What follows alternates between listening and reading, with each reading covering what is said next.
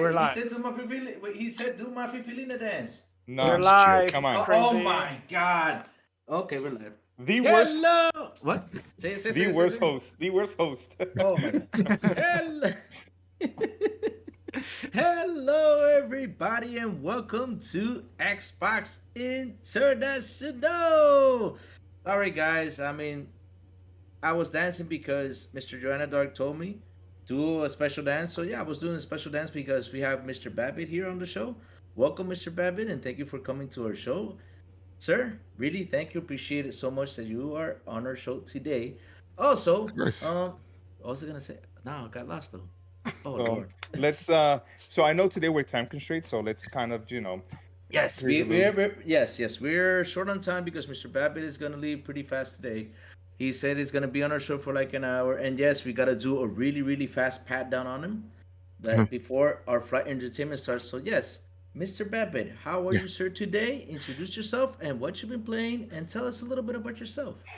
Oh man. So hi, my name is Mr. Badbit. I am the host of the Trophy Room, a PlayStation podcast made by the players for the players, where me and my best friend Kyle talk about the latest and greatest in all things PlayStation each and every Thursday. That's what I'll be recording right after I'm done here.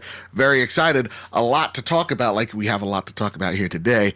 What I'm playing currently, well, that is Horizon Forbidden West and a little indie game nobody's ever heard of called the Elden Ring. I hope it gets good reviews. I hope this game sells well. God bless it, because it needs it. It really does. It needs all the good publicity it can get. if it's inspired by Breath of the Wild, hopefully it is good. Hopefully, but who knows? Who knows? If you're only Jason Schreier is allowed to give that comparison. Please, the source. Bloomberg, Yeah, right? please. Sorry, I'm playing Elden Ring. Source, Bloomberg. I hate that guy so much. He's really the worst. But no, man, I'm happy to be here. This is great. I'm ready to talk Xbox. I'm ready to get international with you guys. Awesome. I had French toast earlier. That's how I prepared. Oh, nice. Oh, Yeah. nice. Oh, Delicious. nice. Mhm. Oh man, it's been so long since I had French toast. Last time I had French toast was like how long? 3 years ago in Kentucky. Yes, that was how long? Oh, That's pretty Yes. international. yes.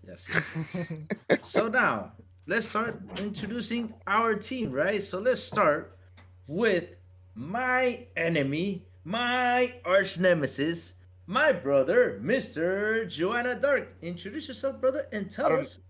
I don't know how I'm your enemy. I have all love, as you can see. All love right here. But yeah, no. Hey, what's up, everyone? Yeah. Excited that Mr. Badbit's here. I've been playing a game called Horizon Forbidden West, and I am ready to also dive into this indie game called Elden Ring on Friday. So I'm too going through that and enjoying my time playing that. But Crazy Lou, I'm gonna pass it over to Silent Cypher to let us know how he's Yes. been and what he's been playing, and not Forza. No, unfortunately, still not a lot of Forza recently. No, I'm good. It's been a busy work week. It's a short week out here in the States, but my goodness, it feels like it's been the longest short week ever. I've been playing a bunch of Fortnite, and I've been diving into some Cyberpunk. So that's kind of where I've been at recently. That's about it, though. Oh, nice. And so now introduce to my other brother from the other YouTube channel I am at, which is Gaming Lobby and Sour Blow Gaming. Sour Blow, introduce yourself and tell us what have you been playing, my dear brother. I know what you've been playing though, and you've been Yeah. asking me, is it finished? Is it finished? Is it finished? And I tell you, no, you got more to go. So yes, go ahead. Yeah, I've been Introduce playing yourself. Doom Eternal, and no, I haven't been asking you if it's finished. I just asked you if I was far away from it. But yeah, From the end, right? I'm in the final level, so I think probably either today or tomorrow, whenever I get a chance to play, I will probably finish it. I have been playing the Yu-Gi-Oh game. I completed the battle pass, and once in a while I've been playing Halo Infinite. That's what I've been playing so far this week. Yeah, I need to get it. I need to get back into the Halo Infinite thing, and I need to reach level 100 on Fortnite. I've been kind of slopping around playing games. I mean, for me this week, what I did this weekend was play Last of Us 2, which I actually beat it. I got done with Last of Us 2. Right now it's over there. It's done. It's over for. And yes, I started playing yesterday. Horizon Forbidden West also to give it a shot, to give it a try. I played it for an hour and 50 minutes, I think it was, and yeah, it was pretty much a lot of fun. The game is actually really entertaining. I got my stuff to say, but again, we gotta continue with this, and so now we gotta go to our beautiful stewardess for our flight entertainment because we're gonna take off. And yes, our beautiful stewardess is gonna talk about our flight entertainment, which is Mr. Joanna Dark. Go ahead, Mr. Joanna, take it away. Uh, Thank you, Crazy. I'm pretty sure Mr. Babbitt's like, what is this? So, us being Xbox International, we have, we theme everything across like if you were taking a flight to somewhere.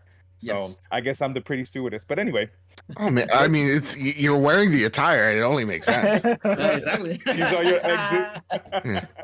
The skirt's a little too short, but whatever. I'm not just here to paint a picture for the audience. Cool. So one of the reasons we wanted to invite Mr. Babbitt was because we want to talk about this game called Horizon Forbidden West, and it's been one of these games where it's an amazing game, but it's also behind a lot of flame wars and controversy when it comes to Metacritic scores, when it comes to bugs, when it comes to a lot of things. It seems like Horizon Forbidden West is just like Halo, where it needed to cure cancer and world peace in order for it to be something. So I guess my question first, Mr. Babbitt, to you about Horizon Forbidden West is, do you think that to an extent Horizon Forbidden West is a victim of the fact that it's in a great game, but people expected something more that maybe they made up in their mind, even though the game is incredible? Yeah, I think it's the thing about hype. Hype is trouble because with hype comes this expectation that is unrealistic. I remember walking into it, I was like, "Oh yeah, well, I expect this game Metacritic wise," and I just to let you guys know, I don't give a crap about Metacritic, but I was like, Metacritic wise, it'll probably fall somewhere in the 92. I think that was my bet. My one friend was way more bullish. He was on the 95 train, and I was like, nah, no. The way reviews work now, from what I've been told, is because there are now so many more outlets.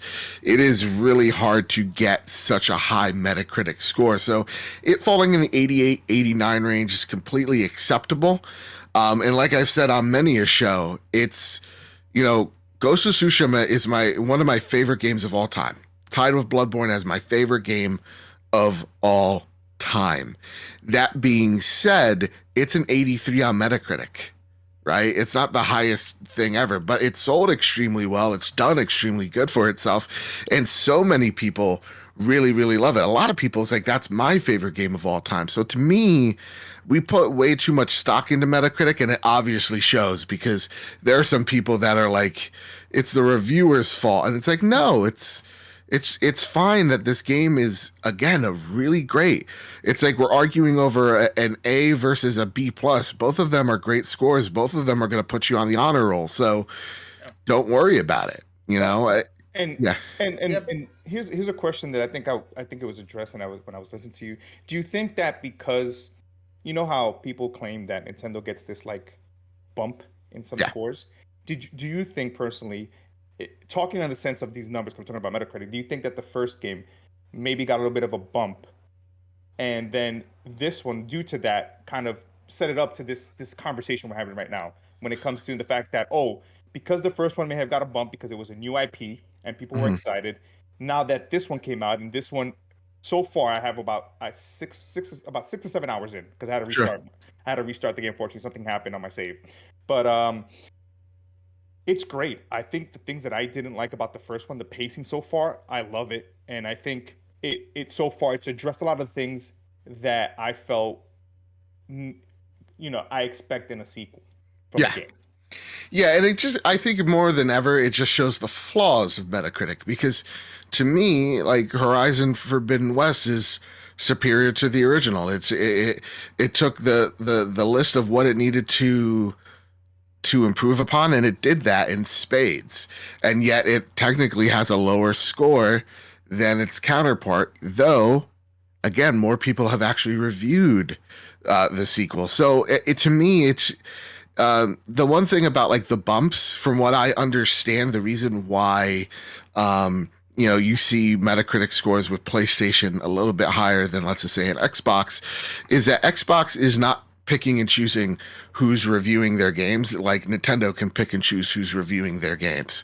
Okay. PlayStation and Nintendo are very picky about who's choosing or who's reviewing their games. They get to do that because their IP and their brand is stronger than Xbox. So Xbox really has to do the grunt work in terms of getting reviews out to as many people as they possibly can so that there's word on their games. And that's why you see sometimes things skew a little heavier towards PlayStation than they do Xbox. It's just one of the many reasons why Metacritic's so flawed. And to kind of ask that, since you brought some good points, do you also think it's part of of the reports that they say that Sony puts emphasis on Metacritic scores in the past when it came to their games and what they wanted it to score? Do you think it's also, you know how you train customers, right? I used to work in retail and you train customers for certain habits. Do you think it's also on Sony's end that they put emphasis per se, and that they train, I guess, people that are on the PlayStation platform that, hey, if you get less than this, then our game is not, and I think that's a disservice as well.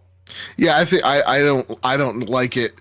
I don't like it that much, but I can't argue that it tends to lead to results, right? Like the results are the results are when PlayStation or Sony puts out a game, that's the conversation, right? So, though I don't like the emphasis on Metacritic being such a bearer for success for them, it also bears fruit that when you put out a game or PlayStation puts out a game, you know that thing's going to score 80 and above, Yep. right? And you know that thing's going to be in the Game of the Year conversation. Look, Horizon ain't going to win Game of the Year. I think Elden Ring right now has that in the bag, but you know it's going to be in the conversation. And that's what really PlayStation wants. PlayStation wants to be renowned as this publisher that puts out quality content that sells really well. Yeah, I mean, one of the games that I like, and I think it's probably in the 50s, is The Order of 1886. It's a good game. And I loved it. I loved the lore. I loved the characters. Unfortunately, Ready at Dawn, the scope of the game was too much for them. But I still purchased that game. And yes, I know the faults of everything that you want to talk about the game. But man, that world was amazing. And that's what got me through. And I didn't care that it was 4 or 5 hours. I've spent 60 hours in Assassin's Creed Valhalla. And there's been times that I say, okay, I need to walk away. I spent 4 hours in a game like The Order, and it was amazing. Yeah. So with Horizon, how many hours do you have in? I mean, have you beaten it yet? No, I'm really taking my time with it, man. I have, if I was a guessing man, I would assume somewhere around the 25 to 30 hour range. Nice. And I tell you, one of the things I like so far about Horizon Forbidden West is the side missions. So I told you that I restarted because of an unfortunate thing that happened. And it so happened in that first area, which I'm still at the at Chain Scraper, right? Chain Scrape, yeah. Yeah. I missed all these stories trying to find out who Ulvid was. I was like, who is this guy? And all of a sudden, on the second playthrough, I went up a mountain, I found these guys in a mine, and I was like, oh, okay, cool. And all of a sudden, I was like, wow, this is awesome.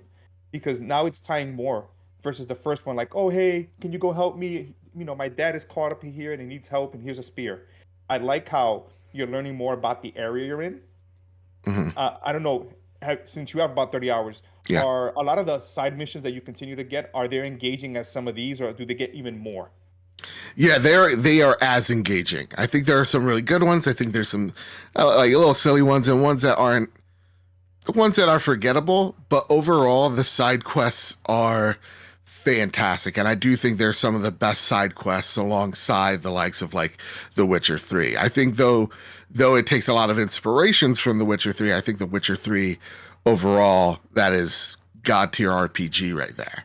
But you could see that this game's side quests really does, the game overall and in the world structure, stand side by side with the likes of CD Projekt Red's little game there.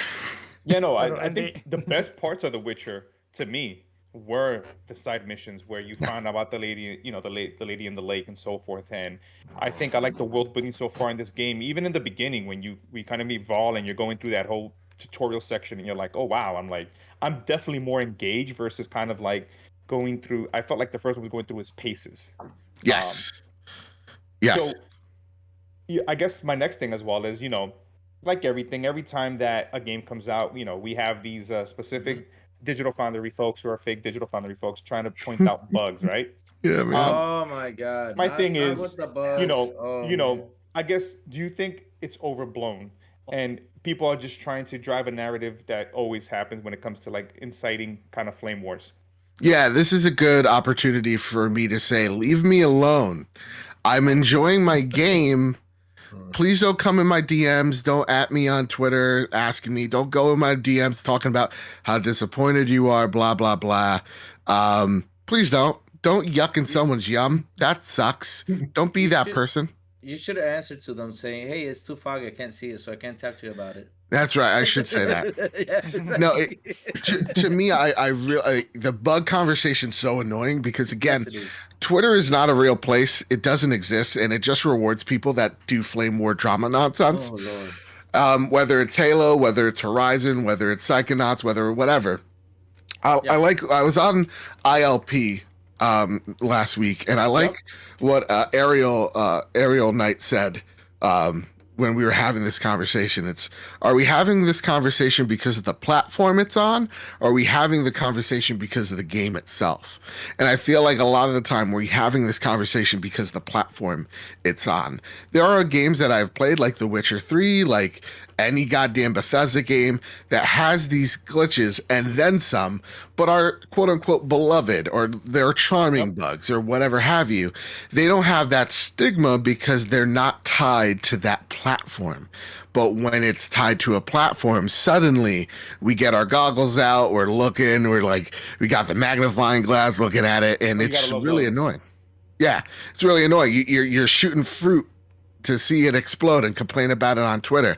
How sad of an individual do you have to be to do that? Yeah. Very sad. I mean, Someone did not get the attention needed as a child. I really don't understand why do they always gotta look for poison. I mean, seriously, just let people have fun with their game. Let them enjoy. Stop criticizing the freaking game. I mean, you got send positive Make it feedback themselves. about it. Yeah, just talk positive about it. I mean, I'm playing it. I'm enjoying it. I love the graphics. I love the sound. I'm really actually enjoying this game. And it's got a Yeah. good rhythm. And because when I played the first one, I had an issue like I couldn't into the first one. Yeah. So when I start playing this game, I hear the beginning part that is like a res. What's it like a called? recap. It's a recap. Yeah, It's a recap. recap. Yeah, a recap of what happened in the first one. I was like, damn, this story is actually good. This pretty much looks like a Terminator thing. It's pretty awesome. Yes. Yeah, it does. Yep. Yeah. Terminator. It's Yeah. very much like Terminator meets a Matrix Yeah. meets this pre-apocalyptic thing. It's awesome. It's like awesome.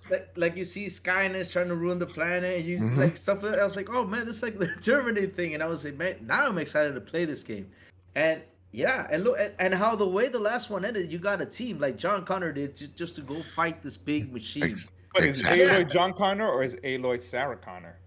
No,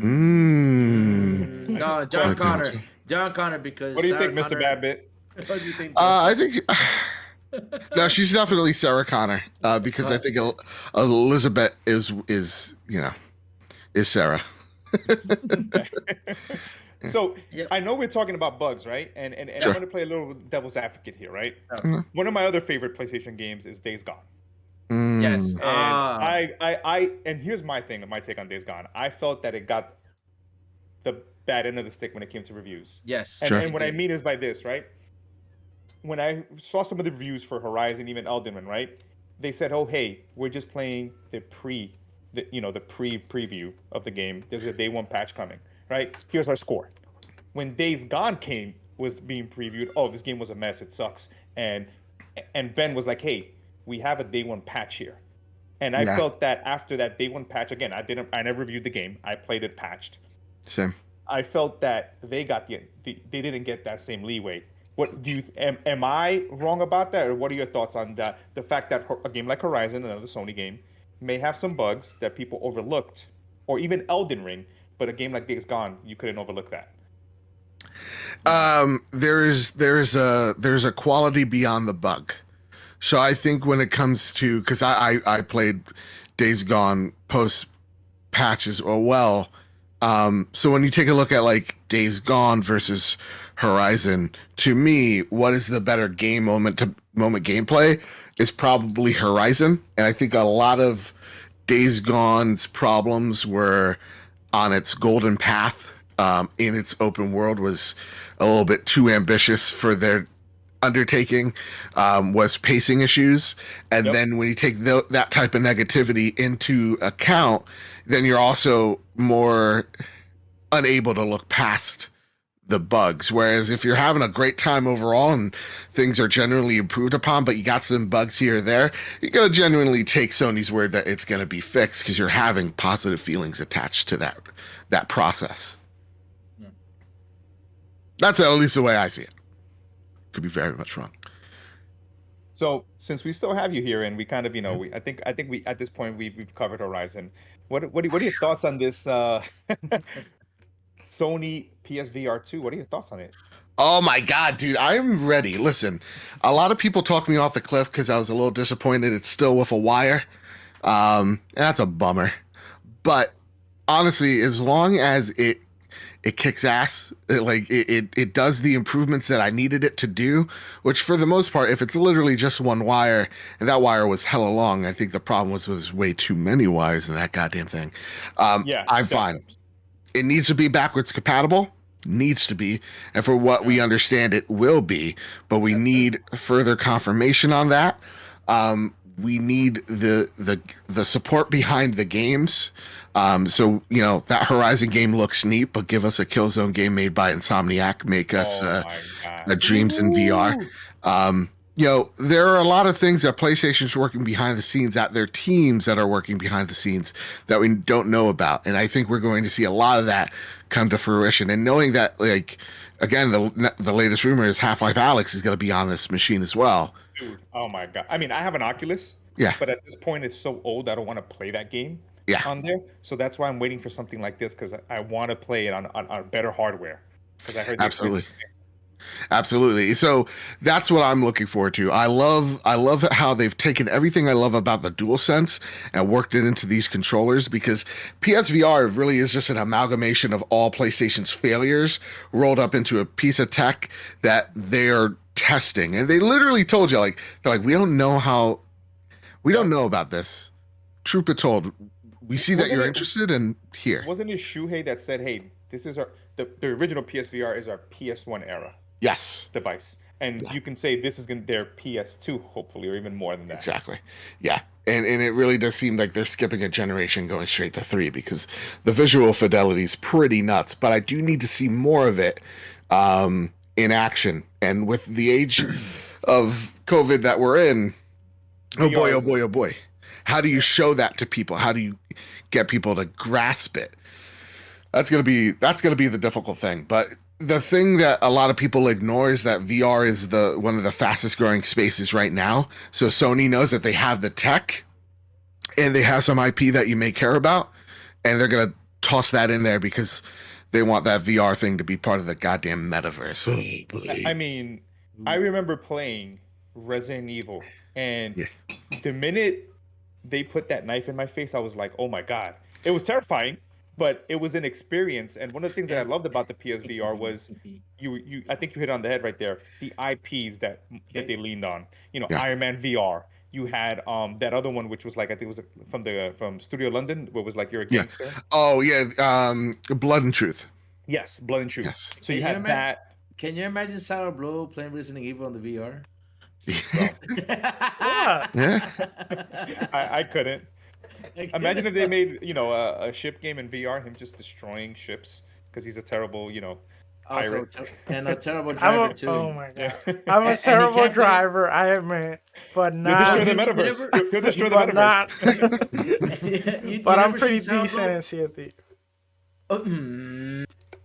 What are you talking about, crazy? We don't say those words here. Yeah. But I was gonna say though, you never seen Sarah Blue play a scary game? No.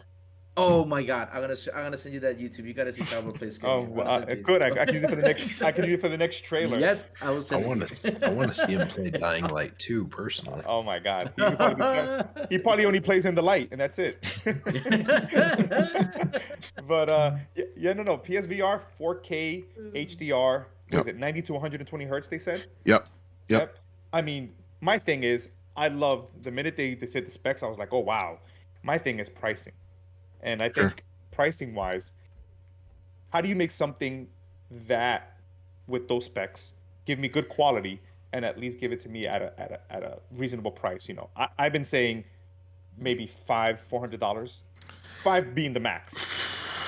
That's a great question.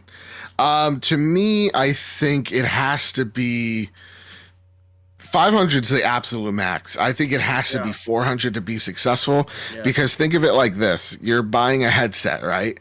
But you also have to buy the console on top of it. So over and under, it's going to be around 800 to 900 bucks. And if you see a big expensive headset, like the one that is the Index, right? The Valve Index, that's looking at the same price range, right? Around $1,000. So it's disguised itself as a relatively easy purchase. But if you're a PlayStation owner, which I hope in the future, this headset, you could put it on a PC. That's my further. The first one had a workaround. The first one had a workaround. But let me ask you this, Mr. Babin. Let me entertain this for me. Okay. With PlayStation and Xbox kind of meeting at the end and kind of at the end goal, right? But going their own separate ways. Do you see maybe Sony adapting something like PlayStation All Access, where they subsidize it with the headset? And maybe to add to that, is Spartacus a way to kind of say, hey, invest on the hardware, but Spartacus is going to give you VR games. So that way, that hardware upfront cost is, like PC players, but then you have something like Spartacus to kind of say, hey, look, but you have all these games. Yeah, I think you sold me on they'll have some VR games. They'll definitely have some VR games to make the jump easier for folks. But over and under, I don't think they're going to have like the way that like you finance an Xbox through Microsoft, because that's a lot of work business end. One would assume. But didn't they? I know they started something where you can trade in the UK, right? You can trade in like your PS4 or something. There was something I saw recently they did where you can trade in your PS4 or something. They were saying I got to look it up. And you can upgrade to a PS5. I don't know if you saw that article. No, I have not. No, but the thing is, they don't need help selling PS5s. They got that on lock. To me, I think the biggest problem PSVR 2 has to face is the want and the audience, because there are still not many PlayStation 5s left yet in the wild, right? Hopefully by the time PSVR comes out, we have around 30 million consoles out there. And what is PlayStation's overall end goal with this headset? What's the marker they want to hit? It's not 25 million VR headsets, though they'd probably like it. It's probably around the 5 million range. So it's kind of what their internal goals are, and how much they're willing to lose money on a product, and how they distribute that product as well. It's got to probably ultimately decide PSVR 2's fate, because I think the people that generally want one are people that have the disposable income to get one. Now, if that makes any sense. VR, I've had VR, and one of the things that VR, in a sense, the games sometimes they don't separate themselves as much, because sometimes the experiences can be the same, right? Some first person mode, but that's changed with a lot of games that I've seen, and I've seen Cognito talk about some of the games that he plays as well, and I've seen how it's grown. My question is, what would be your all-star lineup for PS, besides Half-Life Alyx, that would basically entice people to be like, I need to get that day one? Like, if you had to make up a lineup for them, day one, what would be maybe three titles max? 3 titles max. So we got the Horizon one. We don't know what that is, but I'm thinking it's like maybe it's like a first person, you pulling back the arrow type of game. I want more than anything in the world. I want Resistance. I want Resistance as a PSVR game. I think that would be killer. I think that'd be dope. And then when it comes to, and I mean, just think what you could do with those controllers, the headset itself, with that. And then I think at the end of the day, what I would want most in VR, I think would be a mech. I want a mech game. Like And I know, like, Warrior, that's yeah, like, awesome. That would be cool. yeah, Driving make a it so like I could drive a goddamn mech. So you Yeah. want knack? You want knack in VR? All right, let's not go too far. Let's not get let's not get crazy. No, Let's not get do crazy. Hey, All right? you walked into that bad bit. I was like, oh, I got.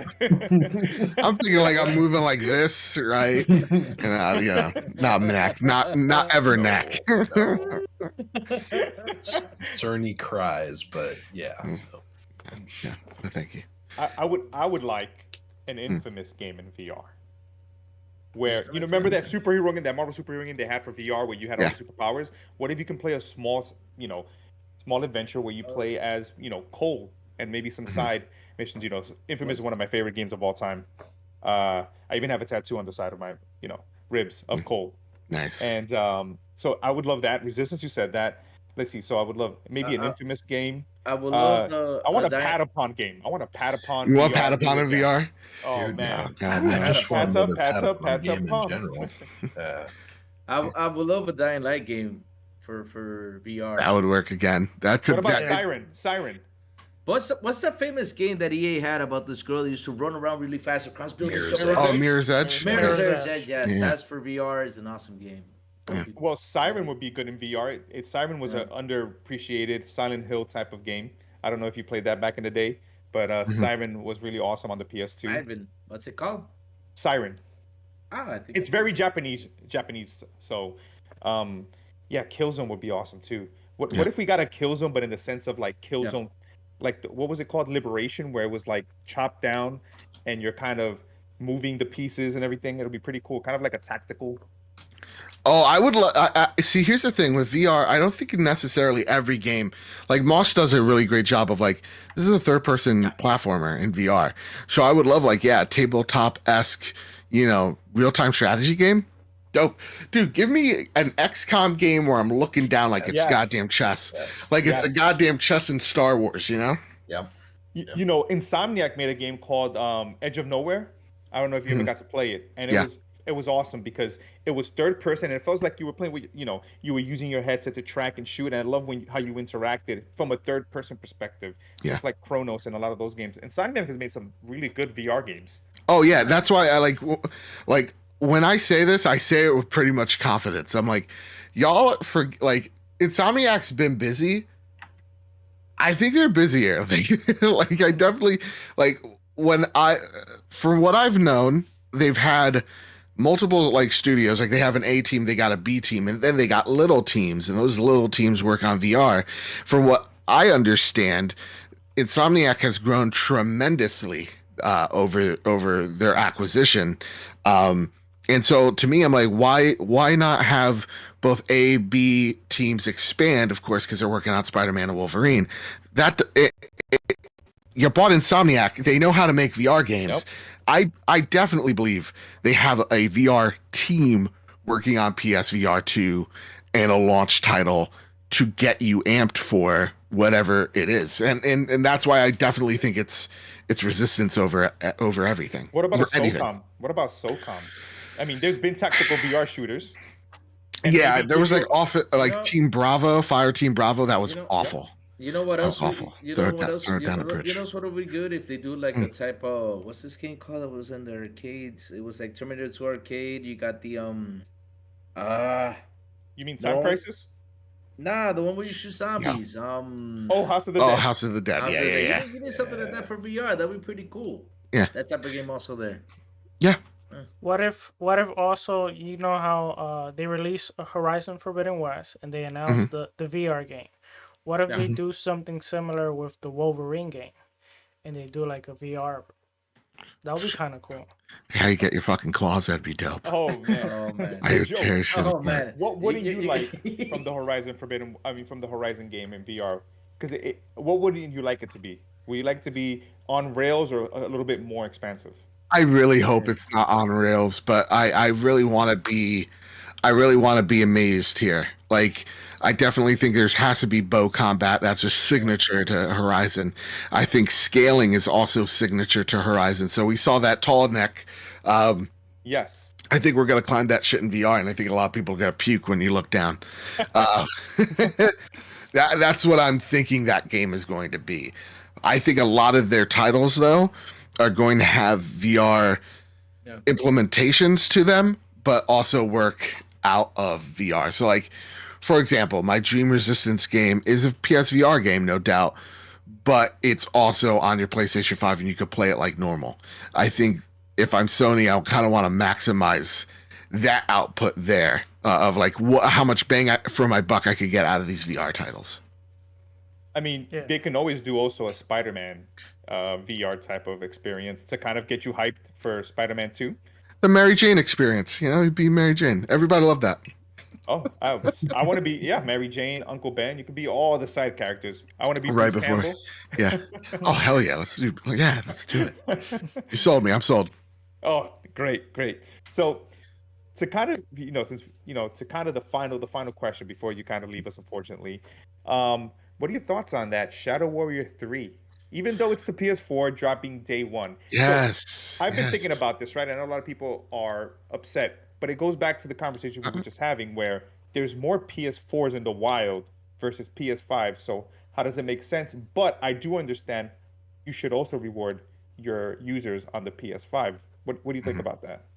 So I think last year when the Avengers was briefly on PlayStation Now, they talked about why is it the PlayStation 5 version. They said something along the lines of PlayStation Now is a PlayStation 4 service, and everybody kind of went, "Wait, what?" Huh? Like yeah, eyebrows perked up a little bit because it's telling. PlayStation Now is a test for PlayStation.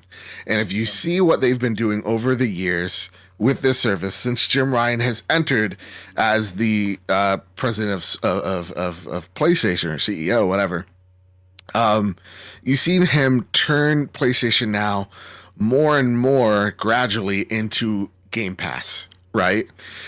Because I think PlayStation needs further confidence that this model can work for them. I know that I'm going to get a lot of shit when I say this out loud, but it is truth. Game Pass is debatable if it makes Microsoft money at this point in time. When you hear Phil Spencer talk about it, he says it very nonchalant of like, don't worry about it. The Game Pass is doing fine. It's never but is it making money though? He will decline to really comment because if he's asked that question and it's not a firm yes to stockholders, to shareholders, he has to be honest. Yep. So he has to say yes or no. So that's why he never answers it fully and upfront. And the reason why I say that, it's not a bad thing because Game Pass is the best service in gaming, hands down. There's no argument. There's no debate. Even if they raise the price by $10, who cares? Microsoft could take crazy losses. They can invest crazy amounts of money. We've seen it over the past few months into Xbox because they know that, or they're placing a huge bet saying this is the future of games and we're going to be the leaders of it. PlayStation does not have, can I curse, by the way? Sure. Yes, you can. Go for it. PlayStation doesn't have over $77 billion of fuck you money to go out there and buy a publisher, right? Yep.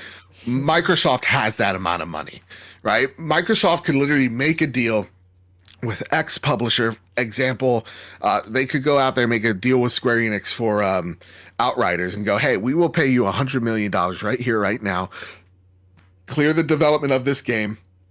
It's on Game Pass. You know this game's a risk. You know it's a new IP. You know it may not do well. Guaranteed eyes on it, guaranteed promotion, guaranteed money. Are you in or you out?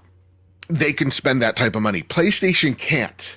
So the long and short of it is, what PlayStation is doing is they're going, okay, let's lower this thing. Let's make it $9.99. Okay, let's start adding in our own titles. All right. Let's start adding in games that people actually care about. Okay. And now we're getting to a point with PlayStation Now where it's seemingly growing slowly but surely. And so when we take a look at, what is it, Shadow Warrior? Warrior 3. Oh, yeah. Shadow Warrior 3, they're taking a look at that game going, okay, hello, Devolver. How much is it for this game if you lost money on it, if you didn't sell a single PlayStation unit? Okay, cute. We're gonna cover the cost. That's their they can lose $30 million on Shadow Warrior, right? That if that's the test money, it's way less than like 100 or 200 million that the Xbox gets to throw at whatever publisher. And they go, okay, so we're making this controlled test here. You get guaranteed money up front, and then you get money per download on top of that. We really want to test out if this service could have legs if we turn it into Spartacus. So they're doing a smaller test with a smaller game to see the probably same outcome out of Game Pass, which is people will sign up for that game and play that game and download that game for the risk of $9.99 versus the 30 or 40 bucks it would normally be. So that is what PlayStation's doing right now, is the final test saying, okay, we saw that, hey, MLB The Show, we made money on that on Xbox. Microtransactions, that actually seemed pretty good. Well, let's just see if we can make sure we can do this. Like, still make sure that we can do this. So they're running the tests, they're doing the numbers. This to me is not a FU to PlayStation 5 fans. This is them literally making a very small test going, okay, let's see if we can do this. And when I say that, like, Spartacus is going to be the Disney Plus to Xbox's Netflix, that's what this service is going to be. It is going to be you're going to get some games day one. I think another great example of this would be Ghost of Tsushima Legends is going to be free on PlayStation Plus. That's another test as well to see if that livens up that community. We're going to throw some games on the service. We're going to throw some of our multiplayer games on their service. You think Factions comes day one? Absolutely. Yeah. Oh, yeah, I think so. I think all these smaller experiences or multiplayer games comes onto the service for free. Some indie games as well. But for the main line, like Horizon Forbidden West, that prints FU amount of money, that whole year is going to be, no, we're going to let this game run its tail, and then we put it on the service. And if you are a PlayStation Spartacus subscriber, you get 20 or 10% off. It's like what I was saying on midweek mix-up, was the fact that, their games are $70 because they kind of want to give you the illusion of a steal by putting their games as like 10 or 15% off and getting the games at $50 to $60 again. That's probably their way of saying, hey, for the premium experiences, you're still getting a little something here too.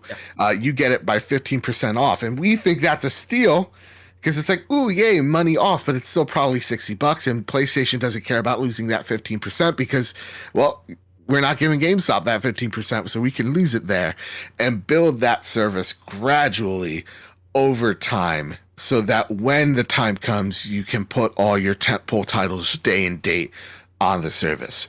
Rome wasn't built in a day. Game Pass wasn't built in a day. It takes time to get that engine revving. And since Sony is a smaller company, that engine needs to be revved up a little longer. It needs to warm it up a little bit longer until you can take that baby for a ride. So I got a question for you, Mr. Rabbit. Okay. Would you really want PlayStation to do something like Game Pass, or would you like to see Spartacus be like Game Pass? Great question. First and foremost, Kyle said, can we make it at 8:15? So I got a little bit extra time. Okay. So yeah, do I want it to be, I mean, yeah, I would love for all my games to be, $9.99 or like $15 every month. That'd be dope. But the realism is I'm gonna buy Horizon Forbidden West no matter what. Exactly. And they know that. I'm gonna buy God of War no matter what. And they know that. They know all of these things. And so they have me buy the IP because they know that their IP sells. It's the reason why Nintendo does not care about I was Game gonna ask Pass. that, Mr. Mappin. Do you think Sony, in addition to looking at Microsoft, they're looking at what Nintendo's doing with the online and playing out the nostalgia, because PlayStation has a history of amazing IPs. Yeah. And maybe they take some of those elements and, like you were saying, then maybe later on put in the game after it's been out for a while and say, hey, you want this game and you waited? Cool, it's on the service and you still want to buy it? Here's 15% off. Bam. That's exactly what they're doing. I think they're taking a little bit of what Nintendo does and a little bit of what Microsoft does, and they're blending it together. and I hope they don't lean too much into Nintendo because they treat their fans like shit. But to me, that's what they see. Oh, we love Nintendo, it. yeah, they do. You know what? I said no to their service, and guess what? They threw Paper Mario. You're in it. My credit card. I swiped my credit card. That was it. Yeah, they know they know that IP matters at the end of the day. Yeah. They know that they have it, and that you'll pay whatever money to get that IP. It's simple as that. Simple as that. And so to me, to me, I know that Sony knows that they have the IP that people come for, they care for. So realistically, they don't need that day one approach. They know that, like, again, you take a look at Nintendo, they'll sell 35 million units of Animal Crossing. That's ridiculous. That's Mario Kart stupid. 8 is still selling. And wait, and not only that, full price, because they do not lower price. Yeah. No, they They don't. never- And so They don't believe anything. $39.99 every No. time. That's the lowest I've seen anything. yeah. How So much? $39.99? Never seen $39, like that. yeah. I gotta take a picture of that. yeah. So to me, when I take a look at what Nintendo does, they don't need a subscription service. So that's why, like, by the time you see Game Pass on a Nintendo Switch by, I'll say, the fall of this year, Nintendo doesn't care because they're just like, yeah, we'll make some money on these, adult themed games that we can't have on this console because the console can't run it. But if we're running a cloud client of Xbox Game Pass, we absolutely can, and we'll take a little bit of that revenue out from Xbox, and we'll have these games on our console, and we'll still keep on selling dumb amounts of money or dumb amounts of units on, like, Metroid and whatever, and we keep eating it up. Like Nintendo's very secure where they are right now. Oh, Let me Nintendo's- ask you. I'm not. sorry. I also had like a thing, and just it's gonna be pretty much a little bit out of subject. But do you think that PlayStation is one day finally going to decide to put their games also day one on PC? Yes, and I think that day is coming way sooner than you think. Yeah, because Way sooner. Because God of War? yeah, I don't know. Did you say Battleboard? No, God of War. No. We don't God talk of War. about Battleborn. Battleborn? No. I was It's like, like God. Knack. We don't talk about Battleborn or Knack. Yeah. No. Wait. What kind of games are you guys playing? What is Knack? What is Battleboard? Don't worry about it. You don't need to Let know me about ask them. you It's this not worth your real time. quick. Don't worry. Well, Sour go. okay. Yeah, let me ask you Google. this. The fact that have like we've been mentioning, these IPs really mean something to the customers. You think the Yeah. fact that Xbox has been grabbing, Microsoft has been grabbing all these IPs from Activision, Bethesda, does this give them some kind of security in case Game Pass at the end of the day doesn't really, bring them the funds they need in case they need to bring it back and, Yeah. come out with a different type of service, kind of like Nintendo? Maybe they have to take a step back. So Microsoft's bet is on Game Pass. They know that this is the future. Again, and I can't stress this enough. I do think there is a day you see Game Pass on PlayStation. I also think that's sooner than you think, because Xbox does not give a shit about. No. They tell you they care about the box. They don't really care about, like, they want you to play on an Xbox. They want you to buy it on Xbox. It's like that's it. But their main mission, like, think 5-10 years out, is to get Game Pass on every TV, tablet, phone, anything with a processor. Platforms, basically. Yeah, it's about the platform. That's we're their gonna- end goal. So we're gonna see Xbox on PlayStation in the future, you think? Oh, absolutely. And we're going to see PlayStation games on Xbox. Yep. And again, it sounds crazy, but we've just seen Xbox go out there and buy $70 billion worth of companies, and then saying, to the dismay of its own fans, going, and some of these games will be multi-platform still.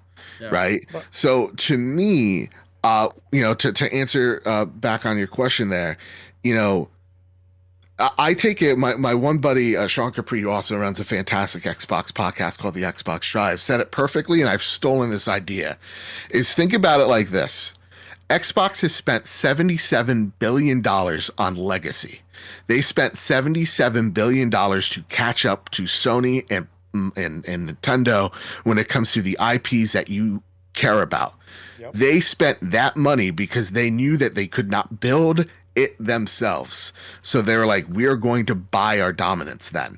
And listen, that's not good. That's not bad. That's whatever you make it to be. If you're the consumer and you're profiting off of it, or you're consuming it, shouldn't even matter to you. The point being is Microsoft has made a 77 plus billion-dollar bet on this idea of Game Pass. God forbid it doesn't work. God forbid. And I think you brought a good point, Mr. Badbit, where, I think we talked about this on XBI, where it's two different companies, right? Sony has the staple IPs. They don't have the infrastructure. So there's a company, they're building, Destiny with the Bungie, Fire Sprite, getting that infrastructure that's there. Nixus. Microsoft doesn't have like Nintendo an IP. Hey, I need to buy the IPs. I have everything else, infrastructure and all that. Now I can be at on par with the sense of IPs we're talking about. Exactly. And then hopefully on paper it will translate into real results. And then I guess my next question that I saw in the chat, and now that I have you here, right? The big question always has been this generation, $70, right? And I'm on the side that I don't think they need to cost $70. But I also feel that, to an extent, some of us can be kind of, in the nicest way to say it, kind of like, it's a double standard. Because here's the thing, right? Yeah. I purchased The Witcher at $250 because I love the game and I wanted the statue. Got the statue above me. Yep. So we've paid for games COD, right? Everyone that loves COD buys the Ultimate Edition to get all the DLC. So my question is, why is it such an issue when you love a game that you pay what you want instead of always kind of poo-pooing on what a game costs? Yeah, pay what you want. Pay what you think is appropriate. Most players buy the game when it's on sale anyway. And so when we take a look at like $70 games, well, I hate to tell people on the internet this. It's working. Consumers don't care. They're buying the games at $70. Yeah. Like the Apple effect. It's the Apple effect. Exactly. I got this watch, guys. Guess what? I know it could be $200 less, but it has that goddamn emblem on it, so I bought it. Simple as that. Yes, when you have an iPhone, you feel you're a little better than everybody. You got a goddamn iPhone. I only got this same shit. That emblem and that brand means something, and when it's strong, you can kind of name your price. That being said, when I say, guys, consumers don't care, we got to give up this kind of chase that, or pretend that, I hear a lot of people going, not a lot of people have money like they used to. That may be true in several regards, but people want to escape it. They'll spend whatever amount of money they can to escape. So when you take a look at the Horizon sales from the UK especially, it shows most people bought the game on PlayStation 5. Not on PlayStation 4, right? So we have to give up this chase that this $70 is chasing people away when that is actually not the case. People don't care. And that may be sad because you may not think that $70 is worth it. To me, my understanding is simply this. You price your game at whatever price you think and let the market itself dictate whether that price is fair or not. A lot of people bitched about Sifu being $40. It's only 5 levels. 500,000 copies. 500,000 copies for an indie game? That's stupendous. Yes, that is. And that's another thing I don't like is that, and I get it. I want to make sure, for people. I was a poor kid from Brooklyn, right? And unfortunately, now I have a career and I'm financially well, thank God. But my thing is, I don't like putting price to the length of a game. And like I said it before, I had a better time with The Order and Sifu than I had a better time paying $100 to Ubisoft for Assassin's Creed Valhalla. Yeah. And getting 100 hours. And when I mean in the sense of, a lot of people want to attribute it. Okay, it's $60, so it's 200 hours, so it's worth it. No, there's games that have been so long, or even 60. And I'm like, oh my god, this game is terrible. Yeah. And I think and then it comes back to this, right? You vote with your wallet and you pay what you want to pay. I buy tech that I go back and forth with friends and say, well, that's not worth it. Well, guess what? It's worth to me because of what I want to use it for. And I think that's what we have to come. Everybody can be respected, right? We're not all going to agree. And yes, the narrative can be like, well, greedy corporations and all this. Here's the thing. At the end of the day, like you said it, the market leader dictates also the price. Look at Apple. The reason you have this, because guess what? No matter how much things Samsung has done, Apple is still the king when it comes to people want to use their phones and their services. So they dictate the price. And people will be like, hey, I'll pay an iPhone. Yeah. I think it's like a crazy, 1 in 6 people own an Apple product. Yeah. Like something crazy, like that number is wild. It's wild. So, to me, I say it like this, and I cover PlayStation. I love games. I have literally in arm's reach my Xbox controller and my DualSense right here. I love games. I don't care about the corporation. I cover PlayStation because I admire the developers. They're my preferred platform. But I say this, and this is literally my mantra. And I was talking to Miles a few weeks ago about this, and the GOAT, man, I love Miles so much. Such a great dude. But like he had this same mantra of like, please understand, guys, these corporations just want your money. Phil Spencer, when I got COVID, did not call me up to see how I was doing and rooting for me. He didn't right? call you? No, he didn't. And Aaron Greenberg didn't even give me a tweet. Jim Ryan, when I got into a car accident one time, did not call me to see if everything's all right and if he could cover the bill. They don't care if I live or die. They don't know if I even fucking exist. The point being is, treat these companies like companies, not like friends or buddies you see on the weekend. We put way too much of our emotions on the box when in actuality, the emotions that we're getting from this box are made because of the developers that make the software, the games that we really love. So when we celebrate the developer, when we're celebrating the people that make this game and respect them, that's when we truly have better conversations rather than my box is better than your box. Oh, Lord. No one cares. Phil Spencer does not care. In fact, they're all making fun of you. Like, and I know that for a fact. So do you wish that people treated games like they treat movies, where they treat them the sense that it's entertainment and they bring joy versus, again, like you were saying, oh, it's on this box, so I can't go and play it. Yes and no, and the fact that like I've seen film Twitter. It's also very weird. Oh, I've never seen film Twitter. Film Twitter is a place that exists. Let me tell you. What I mean is, if I told you, Mr. Babbitt, hey, look, are you a fan of the Texas Chainsaw Massacre? Man. And I say, hey, go see it here. You're not gonna go tell me, well, I only watch it on Apple TV. Oh, forget the Apple TV. No, you're gonna go and watch it. So the same thing with games. If I tell you, hey, go try this game, it shouldn't matter what platform it's on. If you have access to it, just go play it. Yeah, just go play. Dude, I go watch Ted Lasso, then I go watch Peacekeeper, and then I go watch Mandalorian on repeat, and then I'll watch Stranger Things. It doesn't matter. Like, I'm never thinking of, oh God, the only thing I think about when I'm thinking about the platforms is like, oh God, really? Netflix, $20 a month? I don't know anymore. Like, that's what I'm getting now. It's like, I don't know if that's like, there's too many platforms, so maybe I need to cut down on one or two of them. Then the thing that you want to see comes out, and then you forget about it again. So yeah, no, I wish it was like that in that regard, because I genuinely from the bottom of my heart don't care who quote unquote wins the console war. PlayStation, the realistic thing is PlayStation will never go out of business. Yeah, never. And I hope they don't. Not in my life. Don't either. Now that said, they get sold off or bought off by a different company, absolutely. But that brand will always remain itself.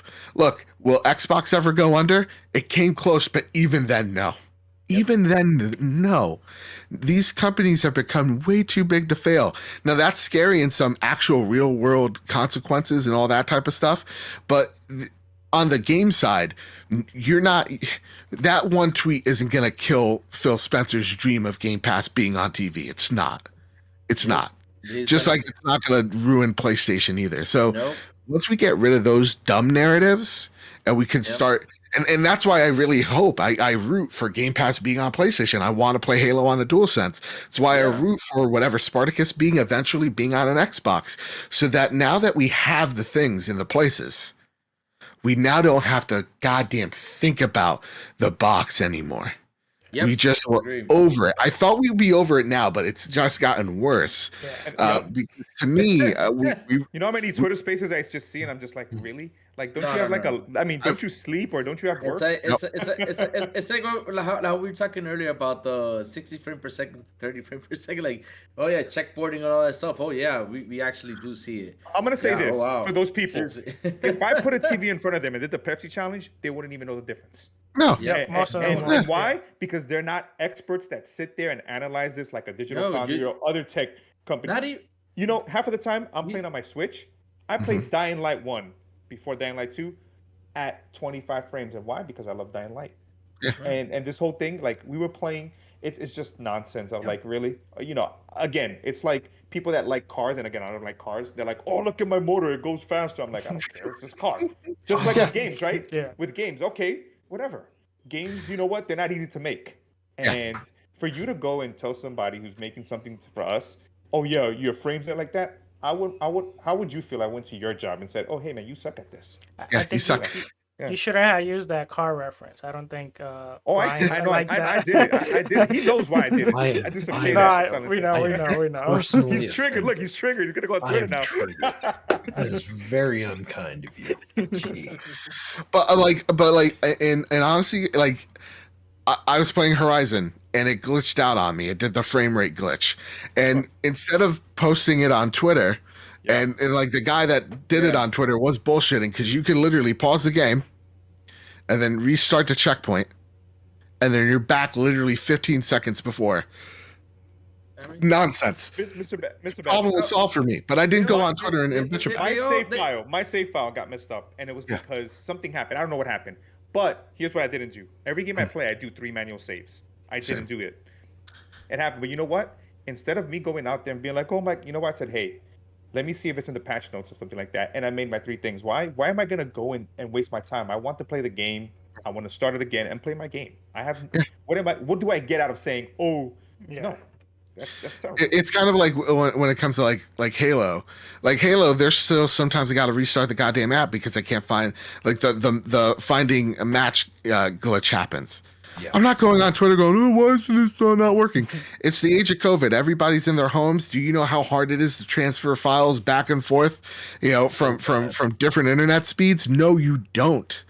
Like they had to do this, and they've been having to do this, and it's different. And now they're thankfully transitioning back into their offices. So like so many people don't understand how development works, and so many developers don't want to share that information because those same people don't trust them because these poor actor content creators or writers or whatever spill this venom of this make-believe of how the industry works when it doesn't really work the way that you think it does.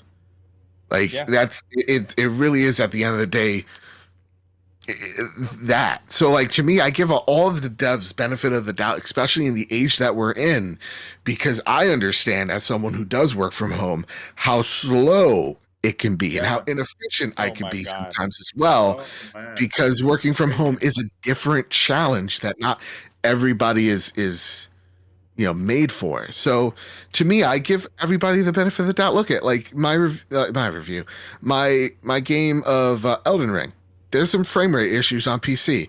Now, am I going to make note of it on the trophy room? Sure. But am I going to go on Twitter, post a clip? No. Now, at the same exact time, if I have issues with, and a lot of people don't know this, when developers or reviewers have an issue with a game that they're reviewing, they go up to the team, or a problem that needs to be solved. They go up to the team themselves. PR designates a few people to actually be like, okay, we're handling IGN, GameSpot, Windows Central, all that. Okay, you're handling all the indie spotlight people. And that's how they troubleshoot issues. So it's like when reviewers are having issues with a game, the people that are making the game know. Yeah, and so they have clear communication of like, oh yeah, we know that's a bug, it's documented and we are working on it, and it should be out here and we'll address it there. And it's up to the reviewer to take them at their word or not, essentially. Yeah, not to divulge any information, but I can only say from working with 343, the minute Halo launched, 343 was literally tracking every single thing that was happening out there, similar to what Mr. BADBIT was saying. And I was in that call, and I was like, oh wow, this is crazy that people think, oh, copy and paste, develop. No, they're listening. You know why? Because that's their baby. They spent their lives making this. And like anyone that creates anything, we want to be able to say, hey, this is an amazing experience. We want to hear people say, oh my God, this game is amazing. And my hat's off to people who make games, because I would not want to make games from many standpoints, even though I have ideas and stuff, but it's just really tough, especially now, and people have no empathy. And I think empathy goes a long way in this. I talk to devs every day, and there are some that share like oh, we're working on this one thing and people are yelling about this one thing in particular, and that hurts them emotionally. Like they're just like, well, now we're evil because, we have microtransactions in our game or something like that, right? Like they take that personally and they don't understand the business aspects in it as well. Mm-hmm. And there are some times when it just comes down to share marketing and just messaging. I stress this. People that are working there genuinely love their jobs and genuinely care about the product. They're not your friends. They're here to sell you stuff. They're on their best behavior because they're here to sell you stuff and to say the right thing so you continue to buy from them. Yes. You want to buy this shirt, Mr. Babbitt? It's pretty cool. How much is it? You want I to buy? think it's like $24. I do. You want to buy my cool slate shirt? Sour Blow, hit it. All right. Go. Go now. Sour Blow, go. Do it. Do it. Here we go. Do it. Sour Blow, go. Do it. Do it now. Come on, Sour. It's on. There's a delay, but it's coming. Oh, okay. Wait, what are you guys doing? Anyway, let's continue. So I guess this you have to be 15, correct? Or? That's true. This is it. This is it for me. Any last questions you guys may have before I dip on out of here? Nothing? I don't think so. I appreciate you coming in. Yeah. Appreciate your time. Seriously. Yeah, thank you guys. To me, it's all about spreading not just positivity, but hopefully some thoughtful discourse in this internet place we call, I don't know, the internet. I don't know where I was going with it. I'm gonna have a different type of energy on the trophy with this episode, I can tell you that. But no, thank you guys for having me. And Joe, before you leave, tell everyone in the audience, tell your brand, tell them they can find you, please. So you can find me over at the Trophy Room, a PlayStation podcast, where each and every Thursday, me and my best friend Kyle talk about the latest, the greatest in all things PlayStation. And this week we have a lot to talk about. We're going to be talking about that Call of Duty stuff, all the PSVR 2 stuff as well. And yeah, make sure if you like some good common discourse about the platform of PlayStation and not people that are just overall defending it, because that's weird, please check out the Trophy Room PlayStation podcast. You can find us over at PS Trophy Room on Twitter. You can find me over at MR.BADBIT. You can find us at Patreon at PS Trophy Room as well. All that good stuff. Wherever the links are, you can find them and all that jazz. So with that said, guys, thank you all for having me. And before I go, if I just click end call, will that self-destruct everything? No, I got no. you. I got a call. But Joe, again, thank you so much. We appreciate it. We're just a small, up and coming podcast, and we appreciate that you took the time to come and sit with us and talk to us. And again, love the Trophy Room. So keep Thank you. doing. Thank you. Yeah, and to me, I try to be everywhere because Are you trying to be Pong Soul? let's not bring that man's name into this. No, I like what Lord Cognito said one time. It's always stuck with me. It's something similar to what my friend Bobby used to say when he was alive. Rest in peace, Bobby. Is I don't really care what sub you're at. I don't care how many views you have or follower counts or whatever. Are you talking good about the thing you're talking about? I hate just saying positive. We want to spread positive. Are you talking thoughtful messages out there? Are you bringing thoughtful pieces out there? Or are you just bringing the venom? Because we can all make that thumbnail that's shocked at one corner, big font over at the left-hand side, something flame war, console war jargon up there, and it gets views. And that's real boring to me. But it's harder to actually come out, have genuine conversations rather than, my platform rocks and yours sucks. And so that's what I try to constantly do, is that we may not all agree with each other on everything 100% of the time, but we live in a way too polarized world that's polarized over literally everything. So my mission is to try to break that down, that barrier, by at least seeing the other side in the way that, we think, and understanding at the end of the day that we all actually agree on a lot of things that we may have not thought we agree on, or at least see that common ground. So that's what I try to do every day. And sometimes I'm, better than most.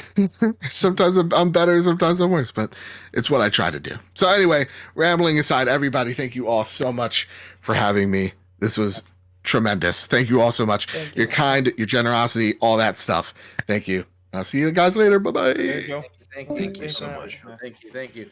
Whew. That was awesome. So Back to crazy. no. Hey, hold up a second. We got me now. Wait. Why do y'all have to use my brother Boxenberger's head on this? Why did Boxenberger do? Was Boxenberger? Boxenberger did this for me. I was gonna put Joanna Dark, but I said, you know what? It's better to put Boxenberger. What? Oh, I'm gonna. So remember, the minute you misbehave, we got you. What? Uh-huh. Hey, this is for the red bra scenario, okay? Red bra. Yeah. Hey, I did not Yeah. wear a bra. I did this. I put my shirt like this, and I can't do it again. The less No. spoken on So- it, the better. All right, Crazy. let's move on. Before we kind of transition, since Yeah. you know we had, let's give the chat a shout out. Yeah, Yeah, let's do it. Shout out definitely. to the chat. I was gonna say though. All right, let's start. Let's go on up the list. We have to start with Big Mad Doe is in the house. What's up, Big Mad Doe? Delilah HD, welcome back. Uso Vinny, what's up, Uso Vinny? Hello. Also, we have Outbreak Podcast, which was here, and he had to go. Oh man, but hey, thank you for stopping by. Outbreak Podcast. Also, we have Boom Boom Kaboom in the house. What's up, Mr. Noof? And let me see. Okay. We have Boba Fett Gaming. Did you say that? Yes, Yeah. Boba Fett Gaming is here. Yes, I was going down the list because it's way. Bacardi. Bacardi's here? Oh, black card. Black card. It's Blackcardi, not Bacardi. Blackcardi, what's up, Blackcardi, my brother? And Apache, welcome to the show, bro. Jedi Knight Preacher, hello. Wait, where is Click. Victor Click. Familia, bienvenido familia, mi querido hermano, Victor Click here in the house too. Jose R. Franjul Diaz, which is La Raguda, my USO brother. Vinny. Oh yeah, this shout out to Usovini. Usovini, what's up, Usovini? Yeah. Jose Refranjul Diaz Raguda is also here. ¿Cómo tú estás, mi hermano La Raga? So yeah, what else did I say? Okay, so I guess we can continue. So let's go. What is our next subject though? Because we got. Are we gonna start talking about Elden Ring or no? No. So we have a couple of things that we want to do real quick. You know, as we Okay, do our alright. quick flight check. You know, a message from your flight captain, of course. Hello, it's me, Mr. Joanna Dark. No. You are the second stewardess. I am. No, Yes. but don't make me put You Boxenberger want on. me as So- pilot? Huh? You No, want we don't me as you pilot? piloting anything. No. You can serve the drinks. No. You can just serve the drinks. I think you can do that fine. Okay. Well, serve the drinks. Oh man. Yeah. Look Yeah, at we- Silent we- Cypher. we- He's we- he's mad because of those car shades I threw at him. We can't let Brian handle the I'm drinks not happy about that. because you Oh know my who's gosh. not getting drinks. Already drank the drinks. They're gone. So real quick, so we got some news with Mr. BADBIT here, but I don't know if you saw as well, is that 2K has secured the Lego license for a range of sports Yes. games. Did you I guys saw see that? Yes. What are what are your thoughts on Oh. that, Salvlo? Can I, My first Yeah, thought okay. was, no. Yeah, go. well, my first thought was me thinking about my son playing, like, let's say, I think the first game is going to be a soccer game. And then Yes. microtransactions coming in. I'm like, no, this can't be happening. I did. Dad, you look at your bill like, why is my credit card declining? Because you spent like a $200,000. So I hope, as long as they keep the microtransaction out, I'm fine.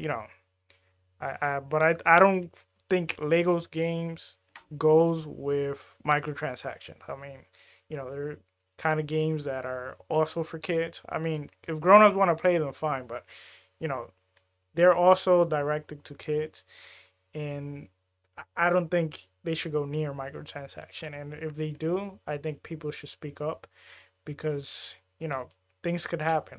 Like I said, my son could go in and start using my credit card, and that was my thought. That was my first thought.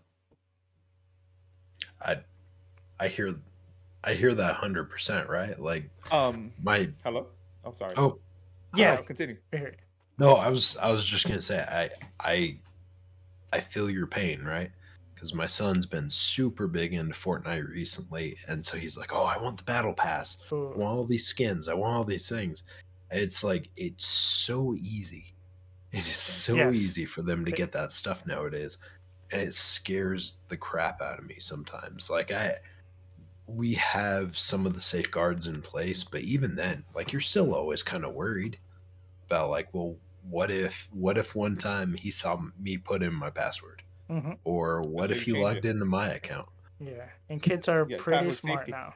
I know, Well, I know. Technology. well, here's my thing. I think Sauerbrot brought a good point, and I wanted to ask. I know I was on mute and I was just talking.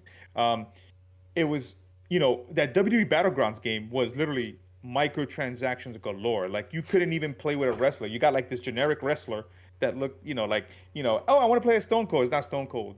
It's Soft Cone. And I was just like, it's literally I was just like, what is this? And my thing is, are you afraid with this? Even though I think it's TT Games, yep, Traveler Yeah. Sales, excuse me. Yeah. Is it? Yeah. Is making this. Do you think that they would go in that route and kind of mess up the Lego license, or would Lego be like, hey, wait a minute, you're kind of, being a little bit too aggressive with microtransactions? Because, 2K is known kind of to be very aggressive. And for some Yes. reason, a lot of developers get heat for it. But for some reason, 2K just slides through and cruises. I think personally that Lego will be a little bit cautious with that, and Yeah. I don't think they will allow it. I'm hoping they will, but I don't remember what case it was, but there was a case with something that had to do with Lego where they had to step in and say like, wait a minute, you can't do this, but I don't recall what it was right now. Crazy. What are your thoughts on these Lego games? What would you like to see? I mean, they're gonna soccer. What other sports would you like to see that maybe incorporate? Oh, I remember what it was. I think I remember Oh. what it was. Real quick. It had to do with they delayed or they stopped the toys for a certain company. And I think it might have been Activision because of the whole the whole scandal with Care about Skylanders? no, it wasn't Skylander, but it was something else. It was either Activision, it was something. I don't remember what it was, but I know it was something that had to do with the Legos set. Like they either canceled it or delayed it, and it was due to like accusations that were coming out. Oh, that was kind of predatory with the way it was gonna, I guess, offer some of the things with the Lego, with the Lego toy sets and how it interacts with the games. Yeah. Oh, Yeah. Are Yeah, you are something you like talking about the Overwatch 2 playset? I think that's what it was then. Yeah. So they delayed the Overwatch 2 playset in Yeah, that's what it response to was. the Activision lawsuits and allegations. Yep. Yeah. But what do you think about the Lego This thing? deal. Yeah, the whole thing with the deal that they just signed. I want to see a basketball Lego game. I'll be honest with you, it's gonna be pretty fun for kids, because kids need more stuff like that, especially on other consoles, not only Nintendo. It's good that they are bringing this and for kids to have fun with soccer, fun with basketball, fun with wrestling. What else? Tennis, volleyball, all that stuff. Yeah. They should actually bring all that stuff in. Now, what I'm really worried about is because since it's the WWE 2K studio that's working on it, is the online going to be good? Because when I used to play WWE and use my wrestler, which his name was Wee Wee Man, I used Wee Wee Whoa, Man. whoa, wait. Hey, What? go now, Sour Blow. Hit him again. Do Hit it him again. Hit him again. Hit him again. Hit him again. Hit him again. Hit him again. Oh no! Oh no! What's wrong with that? Turn Talk Vin's gonna watch what we're talking about. I apologize to everyone. We Go. usually try and Pablo, hit vet him. this as Hit much as possible. Hit him again. Hit him again. Every now and then. Okay, you're back on crazy. I'll give you a chance, but But what's wrong with that name, though? There we go. Oh my Everything is wrong. Continue. Let's go. What is wrong with that? Oh my god. Oh, yeah. Turn Talk Vin, I told you, man, you wouldn't do it, but we do it here. Oh. That's your timeout. We're gonna do like hockey. You're gonna go into the hot seat in the penalty box. Excuse me. Here's the thing though. When I got in the ring, right, I couldn't. The other guy that was facing, I could never hit him. He was always hitting me, always blocked my attacks and everything. I was like, what? And this was crazy. Couldn't even do nothing. Not even counter, nothing. It was just the online was messed up. And so that's the only thing that has me worried with these guys. If you're gonna do this, please, especially that studio, because really that studio has got the worst online I've ever seen in my life. Please, please fix the online because seriously, it sounds fun, but fix it though. That's my only complaint about it. Yeah, I'm excited with these games because Yeah, me too. maybe they can bring some of the what we're missing from, remember the 2K game? I mean, the 2K, excuse me, the EA games where we got NBA Street, we got FIFA Street, Yeah. Can FIFA. you What if you can do that with can you Legos and give me imagine? that arcade? Can you imagine like for example, Legos like for example Mario Soccer, which is coming out right now on Switch. Like for the Legos, like they do special moves, special kicks, stuff like that, cool stuff with awesome animation that gets kids really happy. And so yeah, I would love to see that too because we need more family fun games with our kids. I mean, no joke. Like for example, my nephew, I wanted to make him play games. He plays Paw Patrol. He's okay and he plays Game it. of the year. He likes it, but he's not really into it. And you put and all of a sudden he goes, "Let me play Forza because that's what he likes." I put him in the car and he lasts hours driving around the car. Attaboy. He, Attaboy. that's what he likes. So he likes to drive around the car and he There likes you to go. play those big adult games. So yeah, if Lego comes out with like cool racing games, stuff like that for those guys just to hang out, enjoy. Like for you to grab your kids, hey, let's hang out, let's play this game. Hey, pretty cool. I mean, I'm actually really happy that they're focusing on more kid-friendly games because really we need that. We So need more kid-friendly games on these yes. consoles. So yeah, so before we move to the main topic of the show and the final topic, another thing that came out this week is that a report saying that Call of Duty will be delayed to 2023. And I guess I want to get the panel's, thoughts on, what do you think? What do you make about this? Do you think it's a good thing? Do you like this move? Um, let's start with Silent Cipher. What's up, man? I am 100% for you delaying those games and shifting them into a more reasonable time frame. 100%, right? Like I don't know if everyone's in the same boat as me, but I've got so many Call of Duties I'm still trying to get through. The backlog is way up here, and I still have not caught up. So yeah, the thing is like, don't get me wrong, I love having an annual release. It's cool. But the thing is again, we go back to it time and time again. I feel like the human side of things, right? The human aspect, the development team that's trying to make these games. They're trying to crank this thing out every year. And granted, you've got 2 or 3 teams that are making these, but that only gives you like what, a 2-year cycle?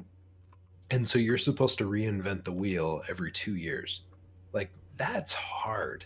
I don't care who you are, like, especially when you're going back over the same wars, same skirmishes, stuff like that. I just give the development teams the time they need to make the games.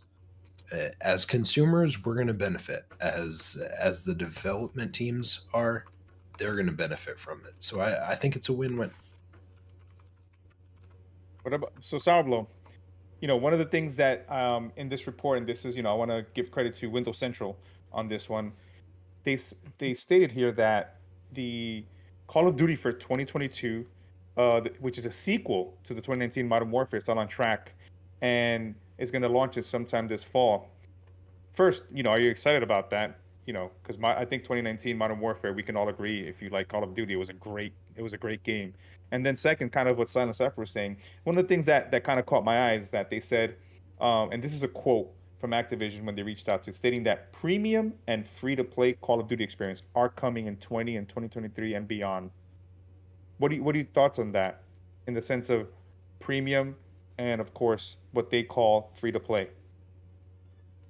Well, my first thought was like, do you think like maybe Microsoft had something to do with this? Even though I know the deal hasn't closed yet, but the approach they were taking with a Call of Duty every year, and the fact that you know I would have thought that they have wanted to bring out as much content as possible before the deal close in order to grab as much money as possible. That makes me think that maybe somehow in the negotiation some of these things were addressed. So I'm all for the games being delayed, taking their time, coming as polished as possible, and coming with the vision that the studio actually want for the game. I don't want the game to come out just, rush. If they want to add certain things, they have a certain vision for the game. I want to see what the developer actually wanted to bring us, you know. Yeah, So, no, before. Yeah, I'm oh, sorry. sorry, Continue. go ahead. No, go ahead. No, yeah, and that's basically what I was gonna say. That yeah, I'm definitely super excited for what's gonna come. Not only as in the Call of Duty side, but as the whole Activision Blizzard, company. Once they start making the games at their own pace, with the Microsoft money and Microsoft backing them, and hopefully, they will come out with new creative ideas that come from their heart, not from a boss telling them, "Oh, you need to bring out this game as soon as possible because we need it within this time frame because we need to sell X amount of games this holiday or whatever time frame they give them." Yeah, no, I agree with you and Silent Cypher's thing. Before I go to Crazy Lou, I like I said, I agree. Imagine a game. Imagine like they stated here, a premium, right? So when we think premium, we're thinking about Call of Duty, single player, multiplayer versus Warzone. Imagine them having the time to really, really kind of take that hiatus to innovate. And we have so many FPSs that come out, and one of the hardest things is how do you stand out and innovate? But we know Call of Duty is a premium brand. So I like the fact that with 2023's development is being led by Treyarch, that is being delayed, because what that allows them to do is see whatever how the market is changing, what they can iterate and implement, and give them time to maybe give that Call of Duty what it once was. And I would love to have where kind of, and I'll put this for JRPG fans. One of my favorite genres is I love Persona. And I love Persona because of the whole high school stuff. But I also like Shinji Mikami Tensei, which is a more serious tone, undertones and everything. So similar to that, it's great to have something where you can just jump in with friends for people that are super casual like Warzone, right? And then, 3 to 4 years later, you get what they title here the premium experience, where you get a COD with a great campaign that you care about. And then after that, a multiplayer that might iterate or give you something that you haven't had before. In COD. So Crazy, what are your thoughts on this about Call of Duty 2023 being delayed to 2024? As I said earlier in midweek mix-up, we were talking about that, and I said that I'm happy they actually did. I'm happy that these guys finally sat down and said, okay, let's move this to another year so we can get. But like I said before, it's a good way for them to sit down, reorganize that company, because seriously, that company needs a lot of reorganization. They need to get a team to just work on Call of Duty, and they need to get a team to bring back all those old IPs that they were abandoned and left off, and just bring them back, start working on them. For example, which after they bought Activision Blizzard, I went online to search how was World of Warcraft doing. Dude, World of Warcraft is like dead.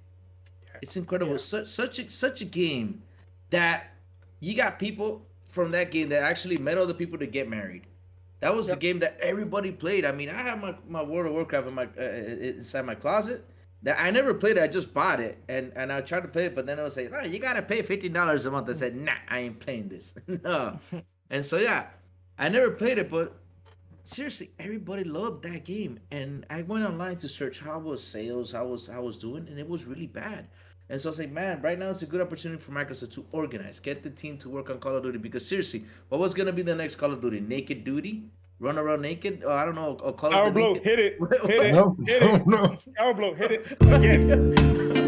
Judge wants to see it. The chat says hit Every hit time. it. All Hit him right. again. Hit him again. For the sanction. You Hit him with got the it. penalty. He's Hit him with the penalized. He's penalized. He's penalized. What did we tell you, Crazy? You What? just can't help yourself. Every time. You just can't help yourself. I wasn't saying anything wrong with it though.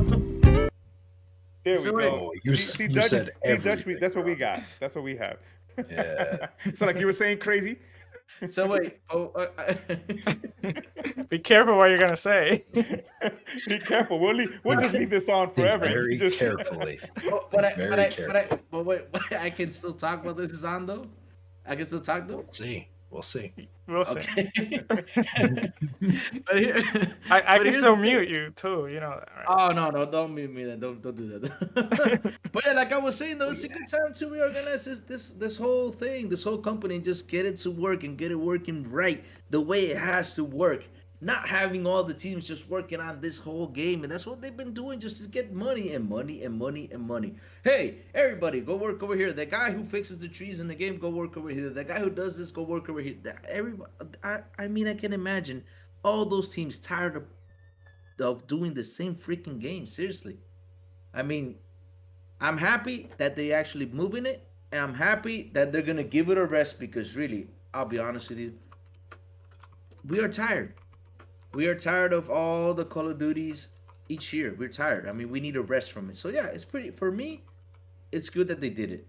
It's gonna get polished. It's gonna get better, and it's gonna come out way better than the ones before, and it's gonna do fine when it does come out. So yeah, mad props to Microsoft for saying, "Hey, let's give it a rest." And let's, for me, Yeah. what I'm thinking is What? they're organizing that company again, reorganizing it the way it has to Yeah. work.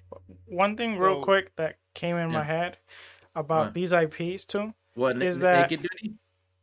Come on, crazy. You want to be Hit in him, hit him timeout again. again? Hit him again. You're in Hit him timeout. again with the IP. Put him timeout Yes.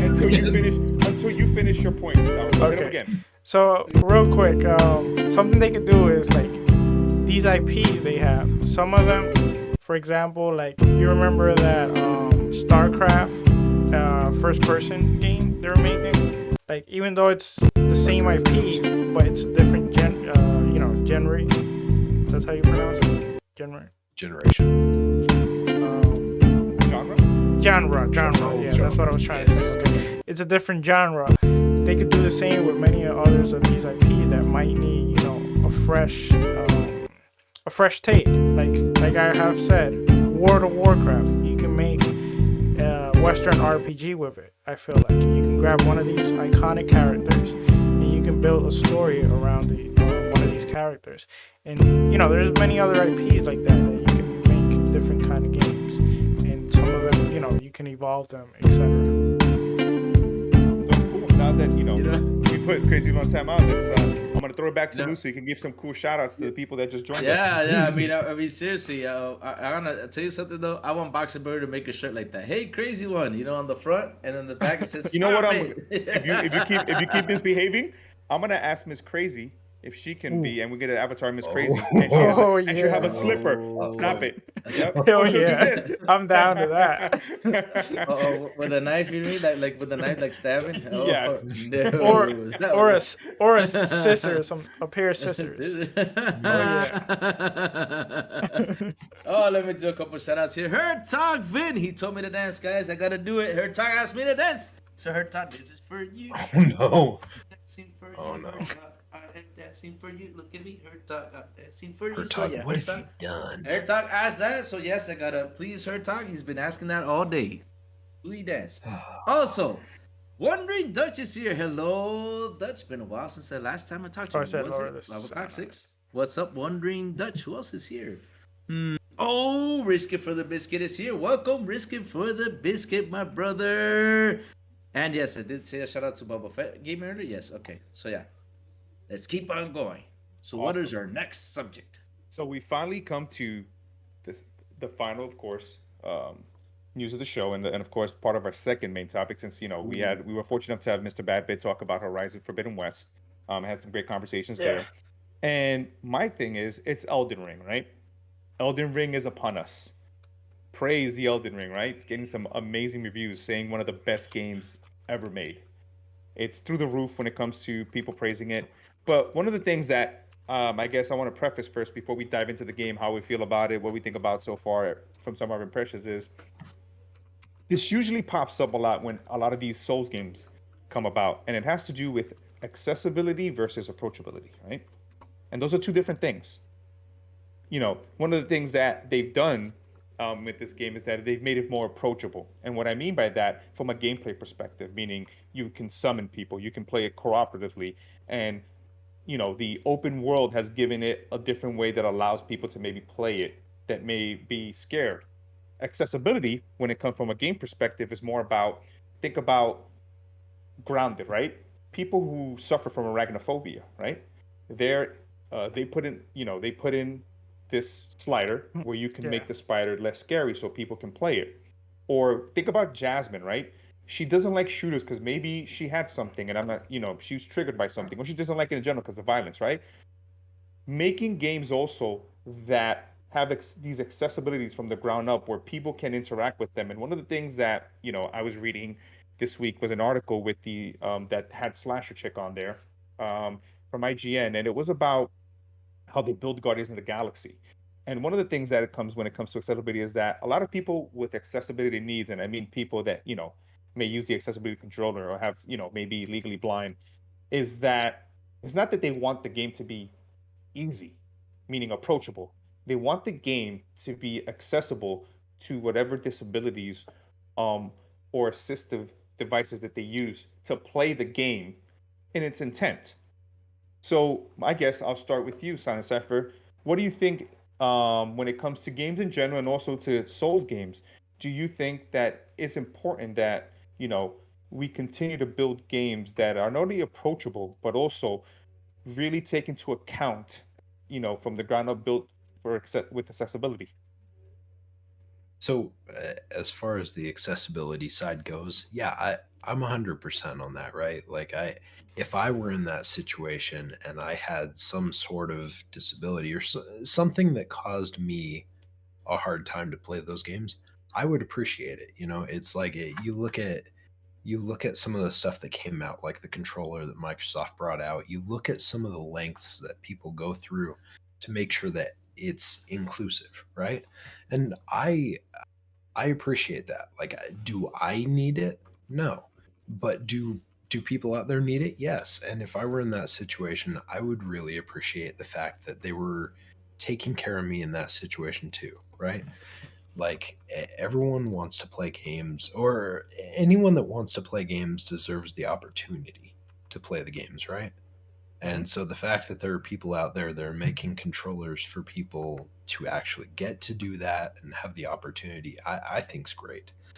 Um, as far as as far as the Dark Souls thing, like, obviously it's had the stigma of, oh, it's a game that's just pound you into the ground difficult for just for the sake of being difficult. And I had a super rough time with it when I played Dark Souls 3, which that one wasn't even a difficult one from what I understand. But You I'm need a to get rookie. good. That's what you need to do. I know I need to Sound get like a good. pussy That's here. what No, I'm I joking. keep hearing.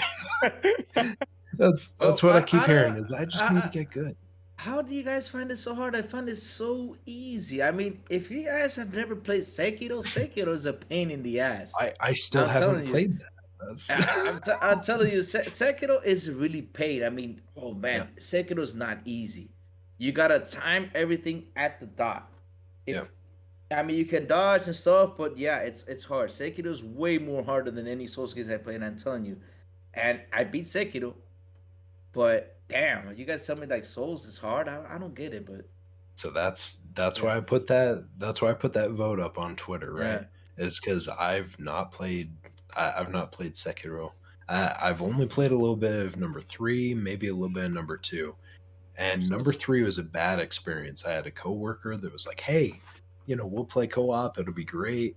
Oh, but you gotta beat this boss, and I got beat by that boss 4 times in a row.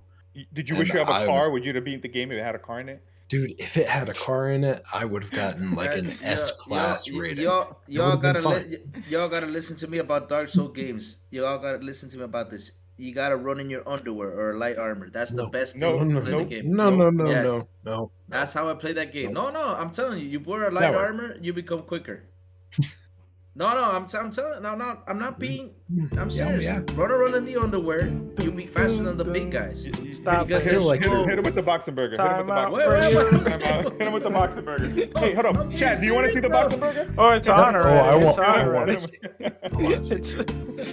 It's Continue, Silent Cypher. No, in all seriousness, right? Like, if this were a racing game, I'd be good. Third person action like this, if we're playing Tomb Raider, we're good. This is just a different thing to me. I've never played a lot of this stuff in the past, And when I jumped into it previously, I got rocked.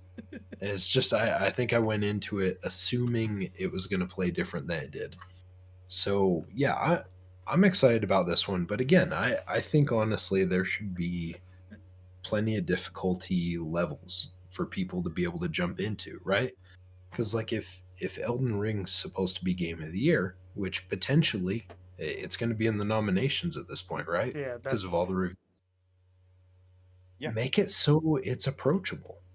Make it so Well, people they've have done, the they've done some things to make approachable, and some of the reviews have pointed it out. good. I Yeah. think the open world aspect has Yeah. allowed it for you to skip certain things and Yeah. discovering in a Instead of certain doing way. that linear corridor type of setup. You Yeah. also have summons, which allow you to get Mhm. help, and the fact that you can co-op with your friends. So, you Yeah. know, I mean, the way I look at Dark Souls, playing Dark Souls in general, now we're just talking about approachability in general, um, is that it harkens back to the games we used to play in the 16-bit era or the 8-bit era, where you just had to learn the pattern. I remember trying to fight Dracula in Castlevania 2 and learning, when to dodge his fireball, when to do all these moves.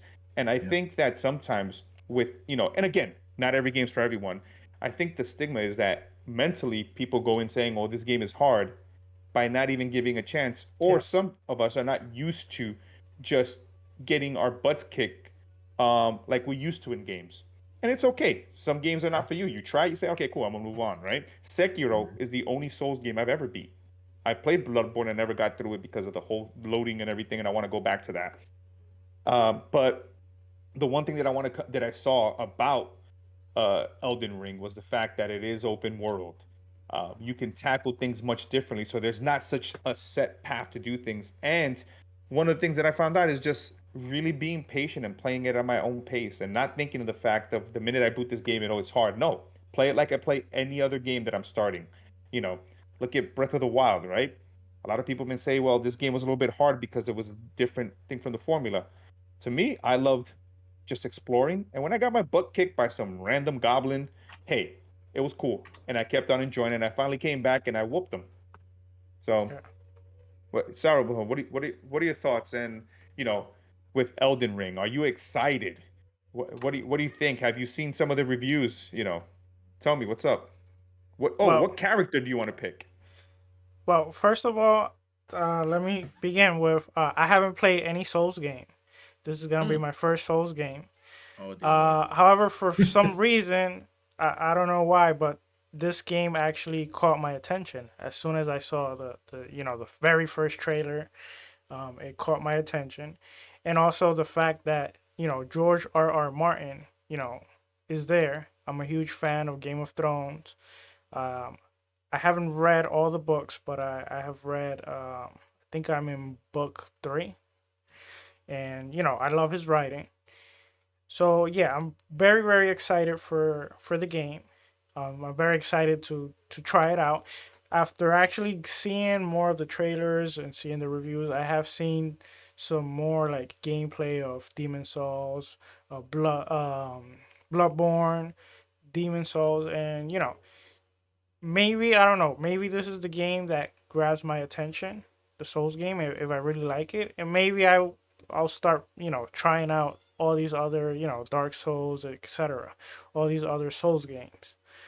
But yeah, I'm super excited to give it a try. And like you said, we have to jump in these games with an open mind. For example, Doom Eternal. I have been heard by so many people. Oh, this game is so hard and this and that, and I jump to it. And yeah, there's moments where it's it gets pretty difficult, but I honestly I was expecting a harder challenge. Maybe my mind was set that it was so hard that maybe that's why I haven't found it as hard as maybe I set my mind to it. But I'm enjoying the game and I'm having a blast, and I'm same thing with this game. I'm gonna give it a try. And I guess the next thing that I asked Silent Cypher is, what are your thoughts on the importance of accessibility and putting in some of these things into games, not only just into the Souls game, but in general, so that people that do want to play something like a Souls game, right? Yes. With the difficulty and the way the game was designed, can play it and get around some of the disabilities they might have or assistive needs that they may need to use to play this game. Do you find that something that should be important and should be taken into consideration? Yeah, definitely. Well, first of all, shout out to Bubba Fett Gaming. He said earlier in the chat that he heard the tutorial is the most beginner friendly. I imagine that he means in a Souls game. And I'll probably be like 2 hours in it. okay. And I also, I have read some of the reviews. I saw the IGN review, and they have pointed out things like you said that makes it easier. The whole open world as a whole, makes it easier because now, if you get stuck in a place, you just can continue on, and then you get, I don't know if you get higher stats or higher armor or whatever, and then you can come back, or maybe you Sure. learn something and then you come back, and then maybe the boss or whoever you're fighting, it might be easier on your second the second time you come back to it. So I think that's very good that they make it approachable, and especially the accessibility. It's all good because like there's people that would like to enjoy game, and maybe they have a disability that doesn't allow them to. And Right. I think to myself, in the future, there's gonna get to a point where I might have a disability too, and personally want to play as long as I can play. You know, if I'm 70 and I can still grab the control and I can still see my screen and I can still play, if there's a way I can do it, then I'm down to it. Yep. So Yeah, what people this don't is all understand good. is that video games are a gateway sometimes to escape, right? We want to escape Mhm. after a long day of work, or depending on who you are, what's happening in your life. It's at certain times, one of the things that I don't think I've told this panel, the one of the reasons I love Death Stranding is because of the themes that Kojima had, right? Alone, sadness, and that's some of the things I went through when my father died, right? My father died early in the pandemic, and Death Stranding was that game that allowed me to an extent kind of cope with some of those things. And I'm not saying that coping is easy when you lose a loved one, but it's a game that I played at the right time, and loving Kojima and loving the themes that the game had. That was my way of dealing with things. And of course, I'm not comparing this to a disability. But I think you make some great points. You have Yes. friends, we've had friends that, in the past, before we had something like the accessibility controller or some of the other things, that we wish we could be like, hey, I wish you can play with me. Mhm. And unfortunately, because they may have something, or veterans that I've known that maybe lost a limb and are not able to play. If you can have different ways to allow those people, like you said, to enjoy, I think it's very important and something that we need to Yes. continue to be vocal about within the gaming industry, and challenging developers to think in that manner, not just say, oh, cool, I made it easier and I made you have 100% hit point, and that doesn't help someone that may not have great hand and eye coordination because of something, right? Um, so, as someone who has really dived into accessibility, and I work with some people that have made me self-aware of those things, I see some of those things as well. If, like you said, if down the road that happened to me, I would want to still be able to enjoy movies, games, and so forth in some capacity. So Yes. now, Mr. Crazy Lou, these, I would say, are Dark Souls type of expert, because you've played more of the Dark Souls. What's up, man? Tell me about Elden Ring. Talk I'll be about the honest with indie you. game. What? The indie game, The yes. indie The game. indie game, the Elden Lord. The indie game? What indie game? It's a Oh my joke, man. god. It's, Oh my God. Should I put him in timeout for that? Nah. Yes. Go. Yeah. Yeah. we, Sure. we Why should not? probably, Why but not? I'll give you a chance. Go, crazy. Okay, Go before I change my mind. okay. What did I think about this game? I'll be honest with you. I'm happy that. To be honest, though, it got first off, it's got a great score. I know it's gonna be a pretty good game. It's gonna be way, way fun. I mean, like the article that you sent on OneNote, right? We're talking about the Miles article, talking about the game. That was I actually read all through it, and I was pretty amazed by everything he said, everything he wrote. I was like, man, this is gonna be. I mean, 80 hours into it. That's a lot of gameplay, so it's gonna be huge, and I bet it's gonna be a lot of fun. On the plus side, yes, I do agree that people need to have the game in easy mode. I do agree that people need to sit down and have the accessibility to it because really they need that. I mean, people who No, can't. no. You think What? you want it to be more approachable? More approachable, yes, that's the word, approachable. Sorry, my English sometimes gets, Yeah, yeah, no, it's yeah, cool, man. more approachable because really people need to enjoy the game. If like you said, they got a disability or something, they actually need to sit down and enjoy and have fun with this game. And the more they have the access to play these type of games, and I know that it becomes easier and stuff, they get to enjoy it. And that's what they want. They want to enjoy games so they can talk about it, say, hey, I beat this game, I had fun with it. And seriously, I always say this, and I say it to everybody, guys. If you buy the game and you own the game, you play it the way you want to. I mean, forget about what they say. If it's on easy mode, and they say that you beat it in easy mode, you're not good because you beat it in easy mode. Nah, that's bullcrap. You spend your hard-earned money to play this game. You play it the way you want to play it. The more you want to play it, seriously, enjoy your game. And It's like me telling you, Crazy Lou, Yeah, you bought your favorite food and telling you how to eat it, right? exactly. Yes. You can't tell me how to eat my food. Seriously, Well, And, that's and I just think bad. and I think you brought up a if good point. Yeah. And I'll Cypher, I'll go to you. In the sense of this whole thing about, if it's easy, you're this, you're not a hardcore gamer. Since, Yeah. who Who cares? cares? Who Yeah. cares? If I want I to play mean, it on, if I mean, Sourworld plays it on oh my baby mode, god. right? Yes, I'm gonna make fun of him, but hey, that's fine. I, He I, still I, beat the game. He still had fun in baby mode, and we know that he still sucks, and his son plays Halo, but that's cool. Anyway, Silent, what's up? but wait, but uh, wait, but wait, before Saturday, but I know, like, it has happened to me before. Like, for example, I buy games and people say, "Why did you buy that game for that if you have not beaten it and stuff like that?" I was like, "Dude, did you buy it for me? Did you give me the money?" Or and then so if you want, you can be my sponsor. You can buy me the game, and I can sit down and beat it. I'll trust me. I'll sit down and beat it if you buy me the game. They say, "No." I'm like, dude. Again, that is not your problem, and how I want to play the game is not your problem because there's some people say, "Why didn't you get all the achievements? Or why didn't you platinum the game?" Yeah, Seriously, I I heard that. I played the don't, game. I I don't don't. play games for achievements. Me I personally. don't. I don't do it I don't. either. I don't do it. I don't either. I like to play the game, enjoy it, beat it, and that's it. If I got a lot of trophies, got a lot of achievements, that's cool. I'm happy. But I'm not into that. So guys, Yes. just have fun with the game, buy the game, and play it how you want to play. Easy, hard, normal. Who cares? Just enjoy your game. Yeah. And yes, I'm happy Elden Ring is out. We're gonna have Wait, fun. Crazy. Cypher had to say something real quick. What's up, man? Okay. Real quick. Yeah. no, I was just gonna say, like, Yeah. I'm not gonna bust anyone's chops for doing it on easy mode, because if Yeah. that's a given option, I'm gonna Yeah. be on easy mode. But no, you guys mentioned achievements, and that one hurts me a little bit because I am a big fan of the Achievo game. Oh, that's cool. And the thing I think with it, right, is like, you play it on whatever difficulty it works for you, right?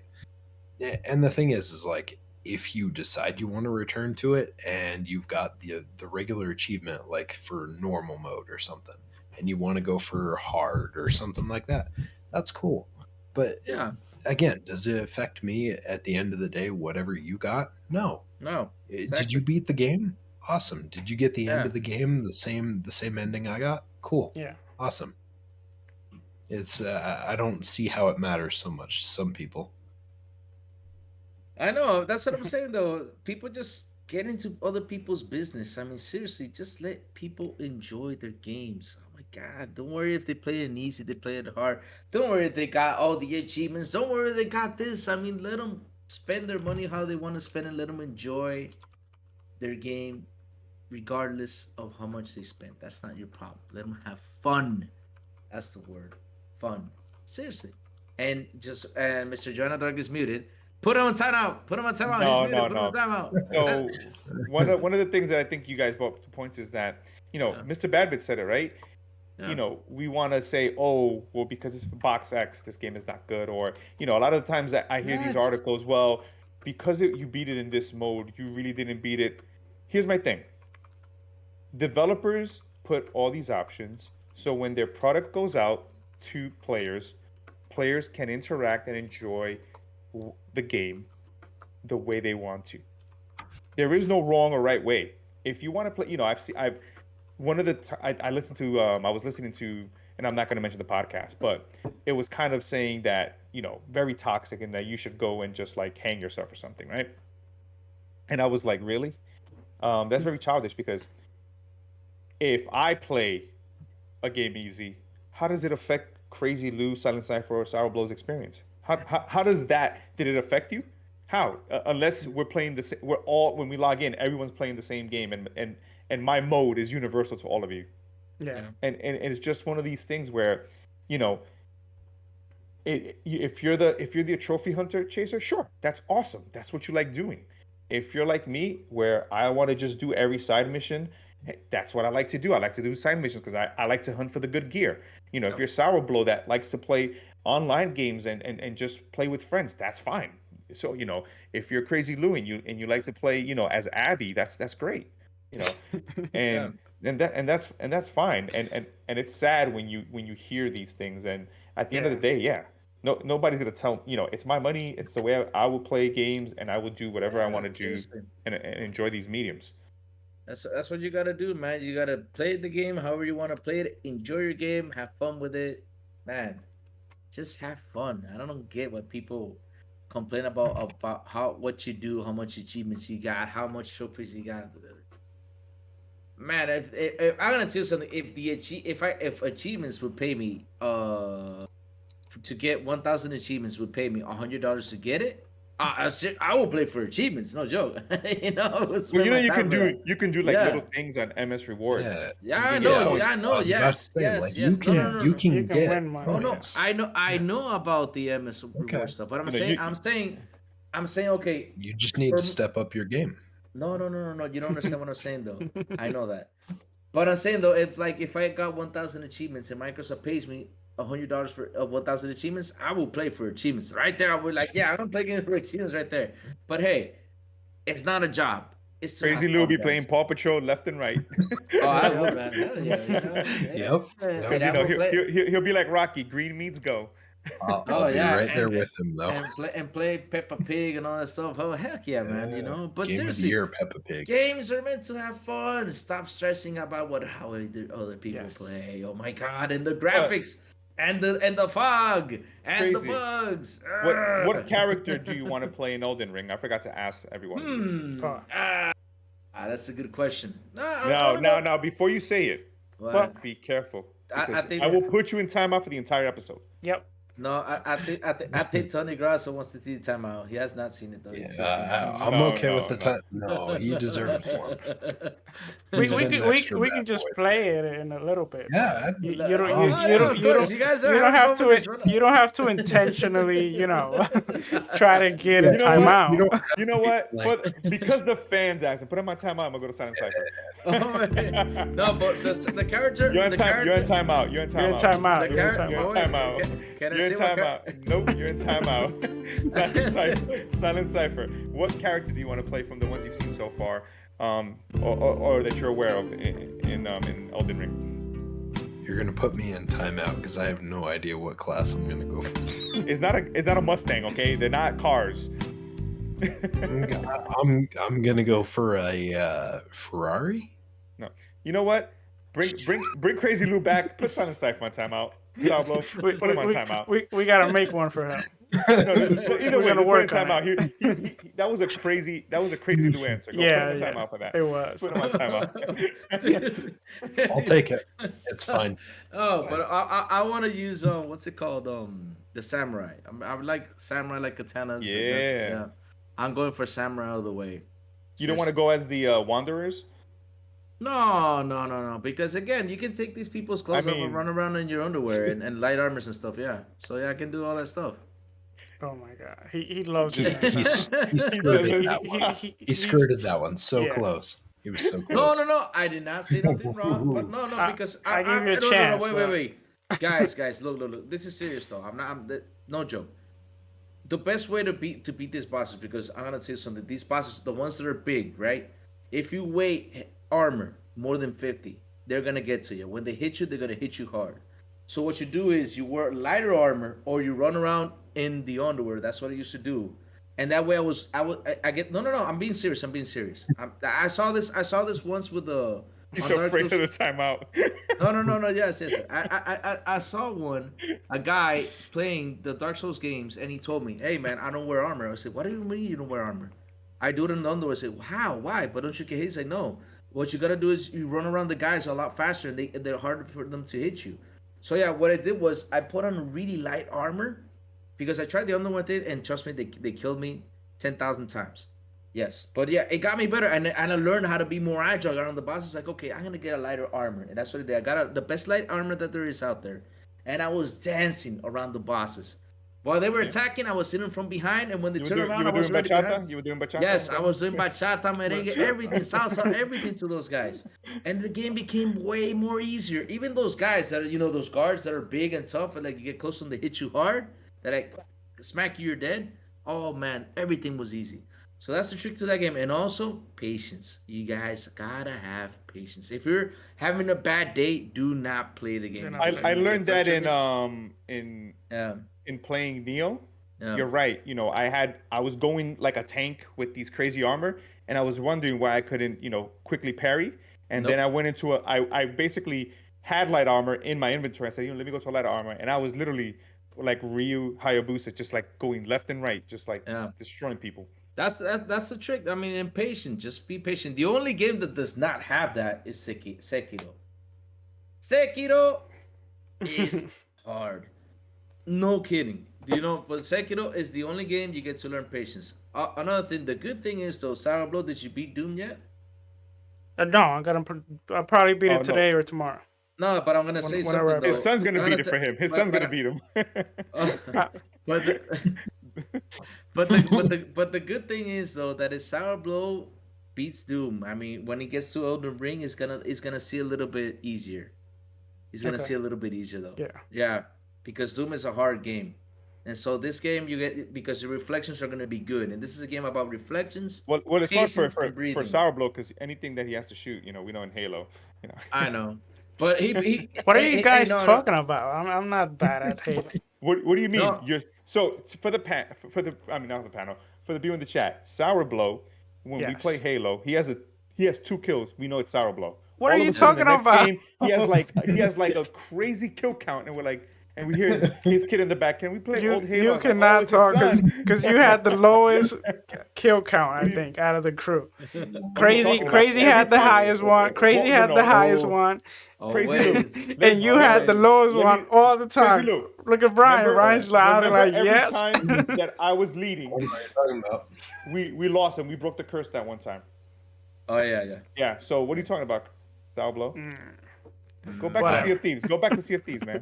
I want to Oh, so- Go, Put a clean, vote go up. clean the deck. Go clean the deck. Go. put a vote up in the chat On his to fake see shape, on who thinks it's his kid or it's him that's playing.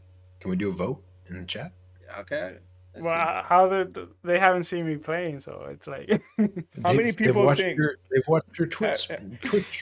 What are Who you has talking watched about? Sour Blow's Twitch streams and been like, "Oh my god, I just No, want I don't- watch I don't- something else." I haven't Twitch. Whoa. Oh no, I haven't can't do done that. it. It's- I heard that Sour Blow's, Halo plays so bad that it makes the new Texas Chainsaw Massacre look like a masterpiece. Anyway, Sour Blow, what do you want to play as? So Crazy Lou said Samurai. Sour Blow said he wanted to. I mean, Silent Cypher said he wanted to be a Ferrari, even though it doesn't exist. But sure. well, I'm huge into I used to be huge into MMOs, and most of the time, by looks, I would say, oh, I'm gonna pick this certain player, but then when you're creating the player, I go mostly by whatever attracts me, whatever looks, of the player kind of grabs my attention. So right now, the one that's grabbing my attention is the Confessor, I think it is called. Yep. How- the Confessor. Confessor. But once I start making the, I start looking around for the players. When you're creating it, the armors they showed, the base ones, they might look completely different. So another character might grab my attention at the moment that I'm creating the character. So I'm not set with that one, but that's the one that grabbed my attention the most. And I think Science for you brought up a good point that you think that maybe even some of the people that reviewed it um, might have been people that are veterans to this genre. Um, what it, that's I think you posted a good thing. You want to kind of elaborate a little bit more? Yeah, Look I forward mean, to I seeing. know they try and go into like unbiased opinions and stuff when they're doing reviews like that. It's and it makes sense, but it always makes me kind of nervous, right? Like, if you're gonna have a yes man Yeah. that's telling me, "Oh my God, this is an amazing game," like, yeah, okay, it's an amazing game to you, but is it for like the normal layman gamer, right? Like if I'm jumping into it, is it going to be that experience, or is it going to be that experience for someone who's played all the Dark Souls, the Demon Souls, stuff like that? Um, eh, it just always But makes me a little cautious. one of the things I've read with this review is, and you make some great points, right? Um, but I think with this game, it seems like if you want to jump in, it's more approachable, and you can play it much more different ways than you played the other Dark Souls, which is um, kind of more, let's just say, linear in the sense of you had a road with, of course, expansive environments. While this one seems to like you can go anywhere. So it seems like I can just basically kill the weakest enemy over and over to have a good time, or I can just kind of continue to run away from all these crazy things out there, Yeah, and give you that type of experience, and maybe allow you to be like, all right, let me come back to this, and that's the way they put it, where you can come back to it, and you're right. Maybe you for yourself, others maybe they want to read reviews of people that weren't Dark Souls fans and are playing this game because they were hyped because it's like I think Salvo said it. It was George R. R. Martin, right? So they wanted to see it, and the stories what's been hooking me in these trailers about the Elden Ring and all these gods and all this and the land betweens, and I'm ready to go punish myself. I'm probably gonna have my little, go cry in the corner after I die about 1,000 times. Then I'm gonna go back and continue on this journey. I want to be a samurai in this game. Uh, I've been looking at other classes. I can't remember the one that Miles said, which was like a druid, where he said in the playtest these tentacles come out. right. But I am gonna see, and like Salvo said, after that I'm gonna start. And the cool thing about this is, I think each class, even though you're specifically to what you're doing, you can eventually kind of mix a little bit with a little. Some of them can earn magic. Okay. So yeah, but Is it kind of like Dragon Dogma? see, that's another question I had, and I wanted to, and I think I forgot to ask, when I was Mr. Badbit, was Oh, that, you know, I also want to know, is Elden Ring, for people that play it, did it take some of the elements from Dragon's Dogma? I love Dragon's Dogma. That was Yeah, a I great love it. game. Great game. Was it difficult? I remember playing it, right? I'm at night, I'm walking, I'm like, I gotta get to this village, right?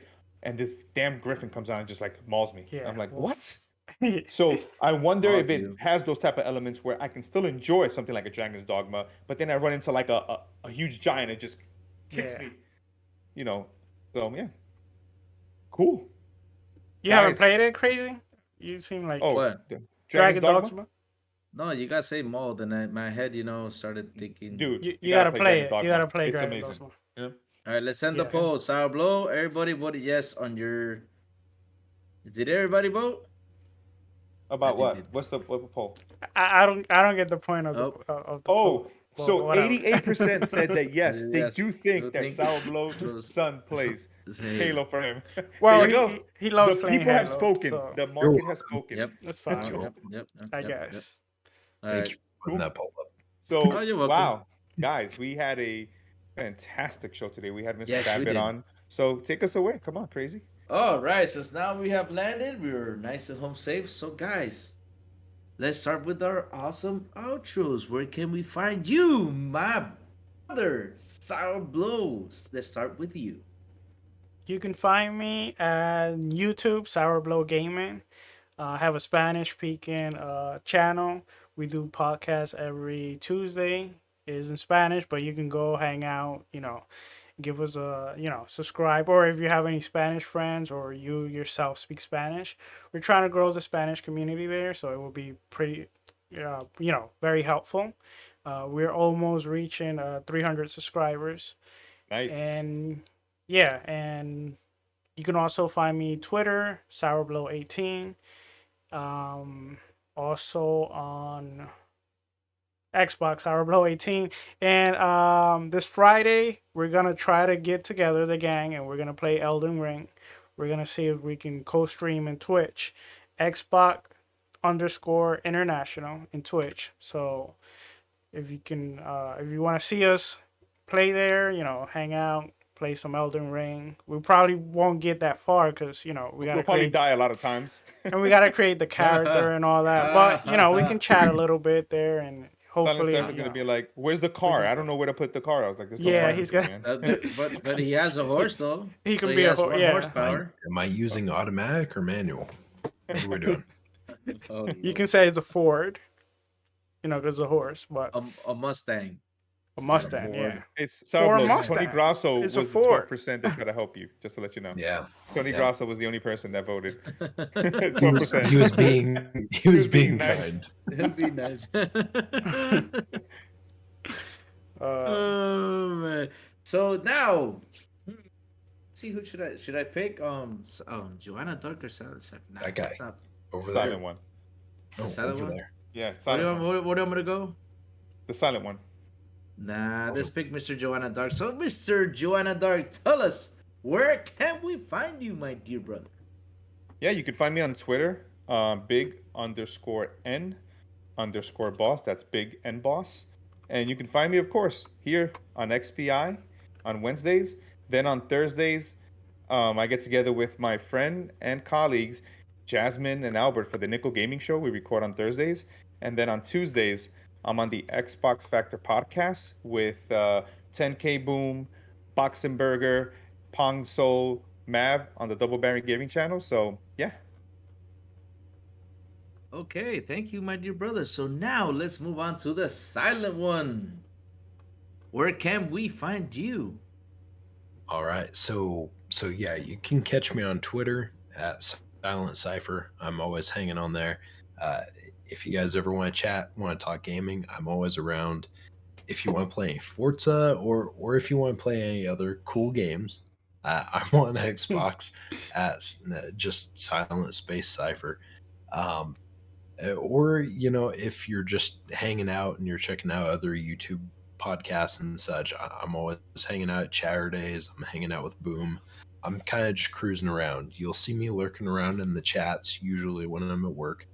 But yeah, no, it was awesome. Chat was great tonight, and thank you so much. It's always fun to be with you guys.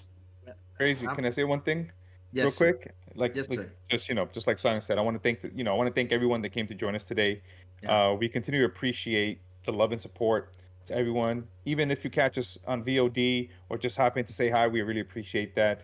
And again, thank you again as well to Mr. Badbit for coming, in such short notice and coming here and hanging out with us and, giving his perspective and kind of, having some great conversations and dialogue. Look at this. Boba Fett says less than 11 hours till Elden Ring hits here. Can you guys imagine that Thursday Xbox says Elden Ring coming to Game Pass? Oh my god.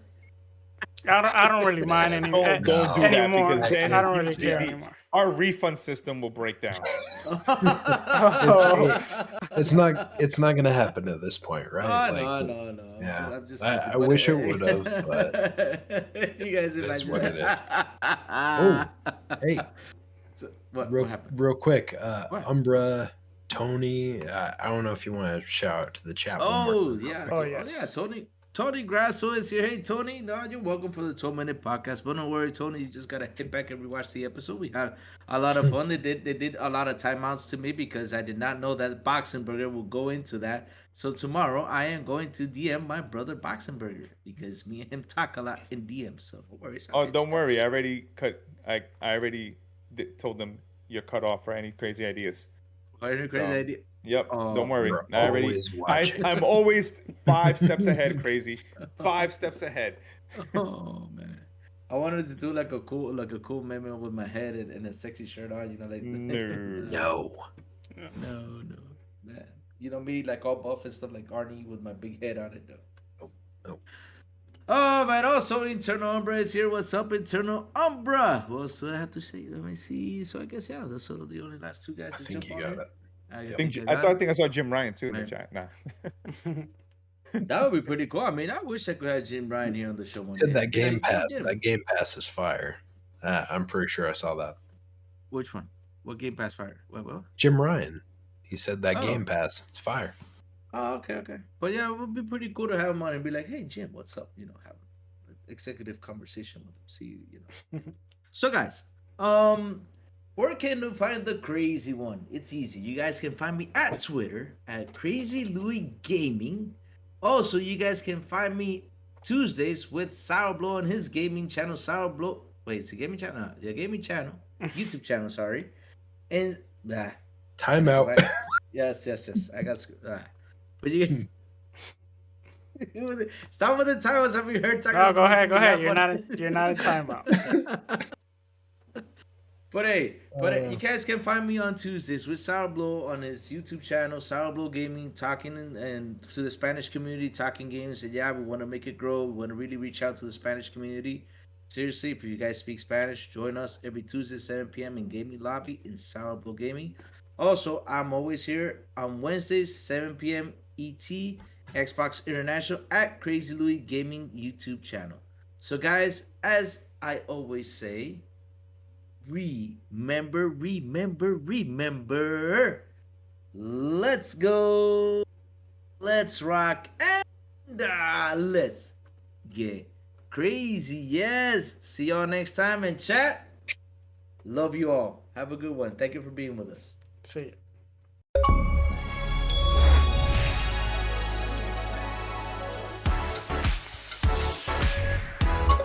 Thank you for listening to the XBI Podcast. Please make sure to like and subscribe on the way out. We'll see you next time.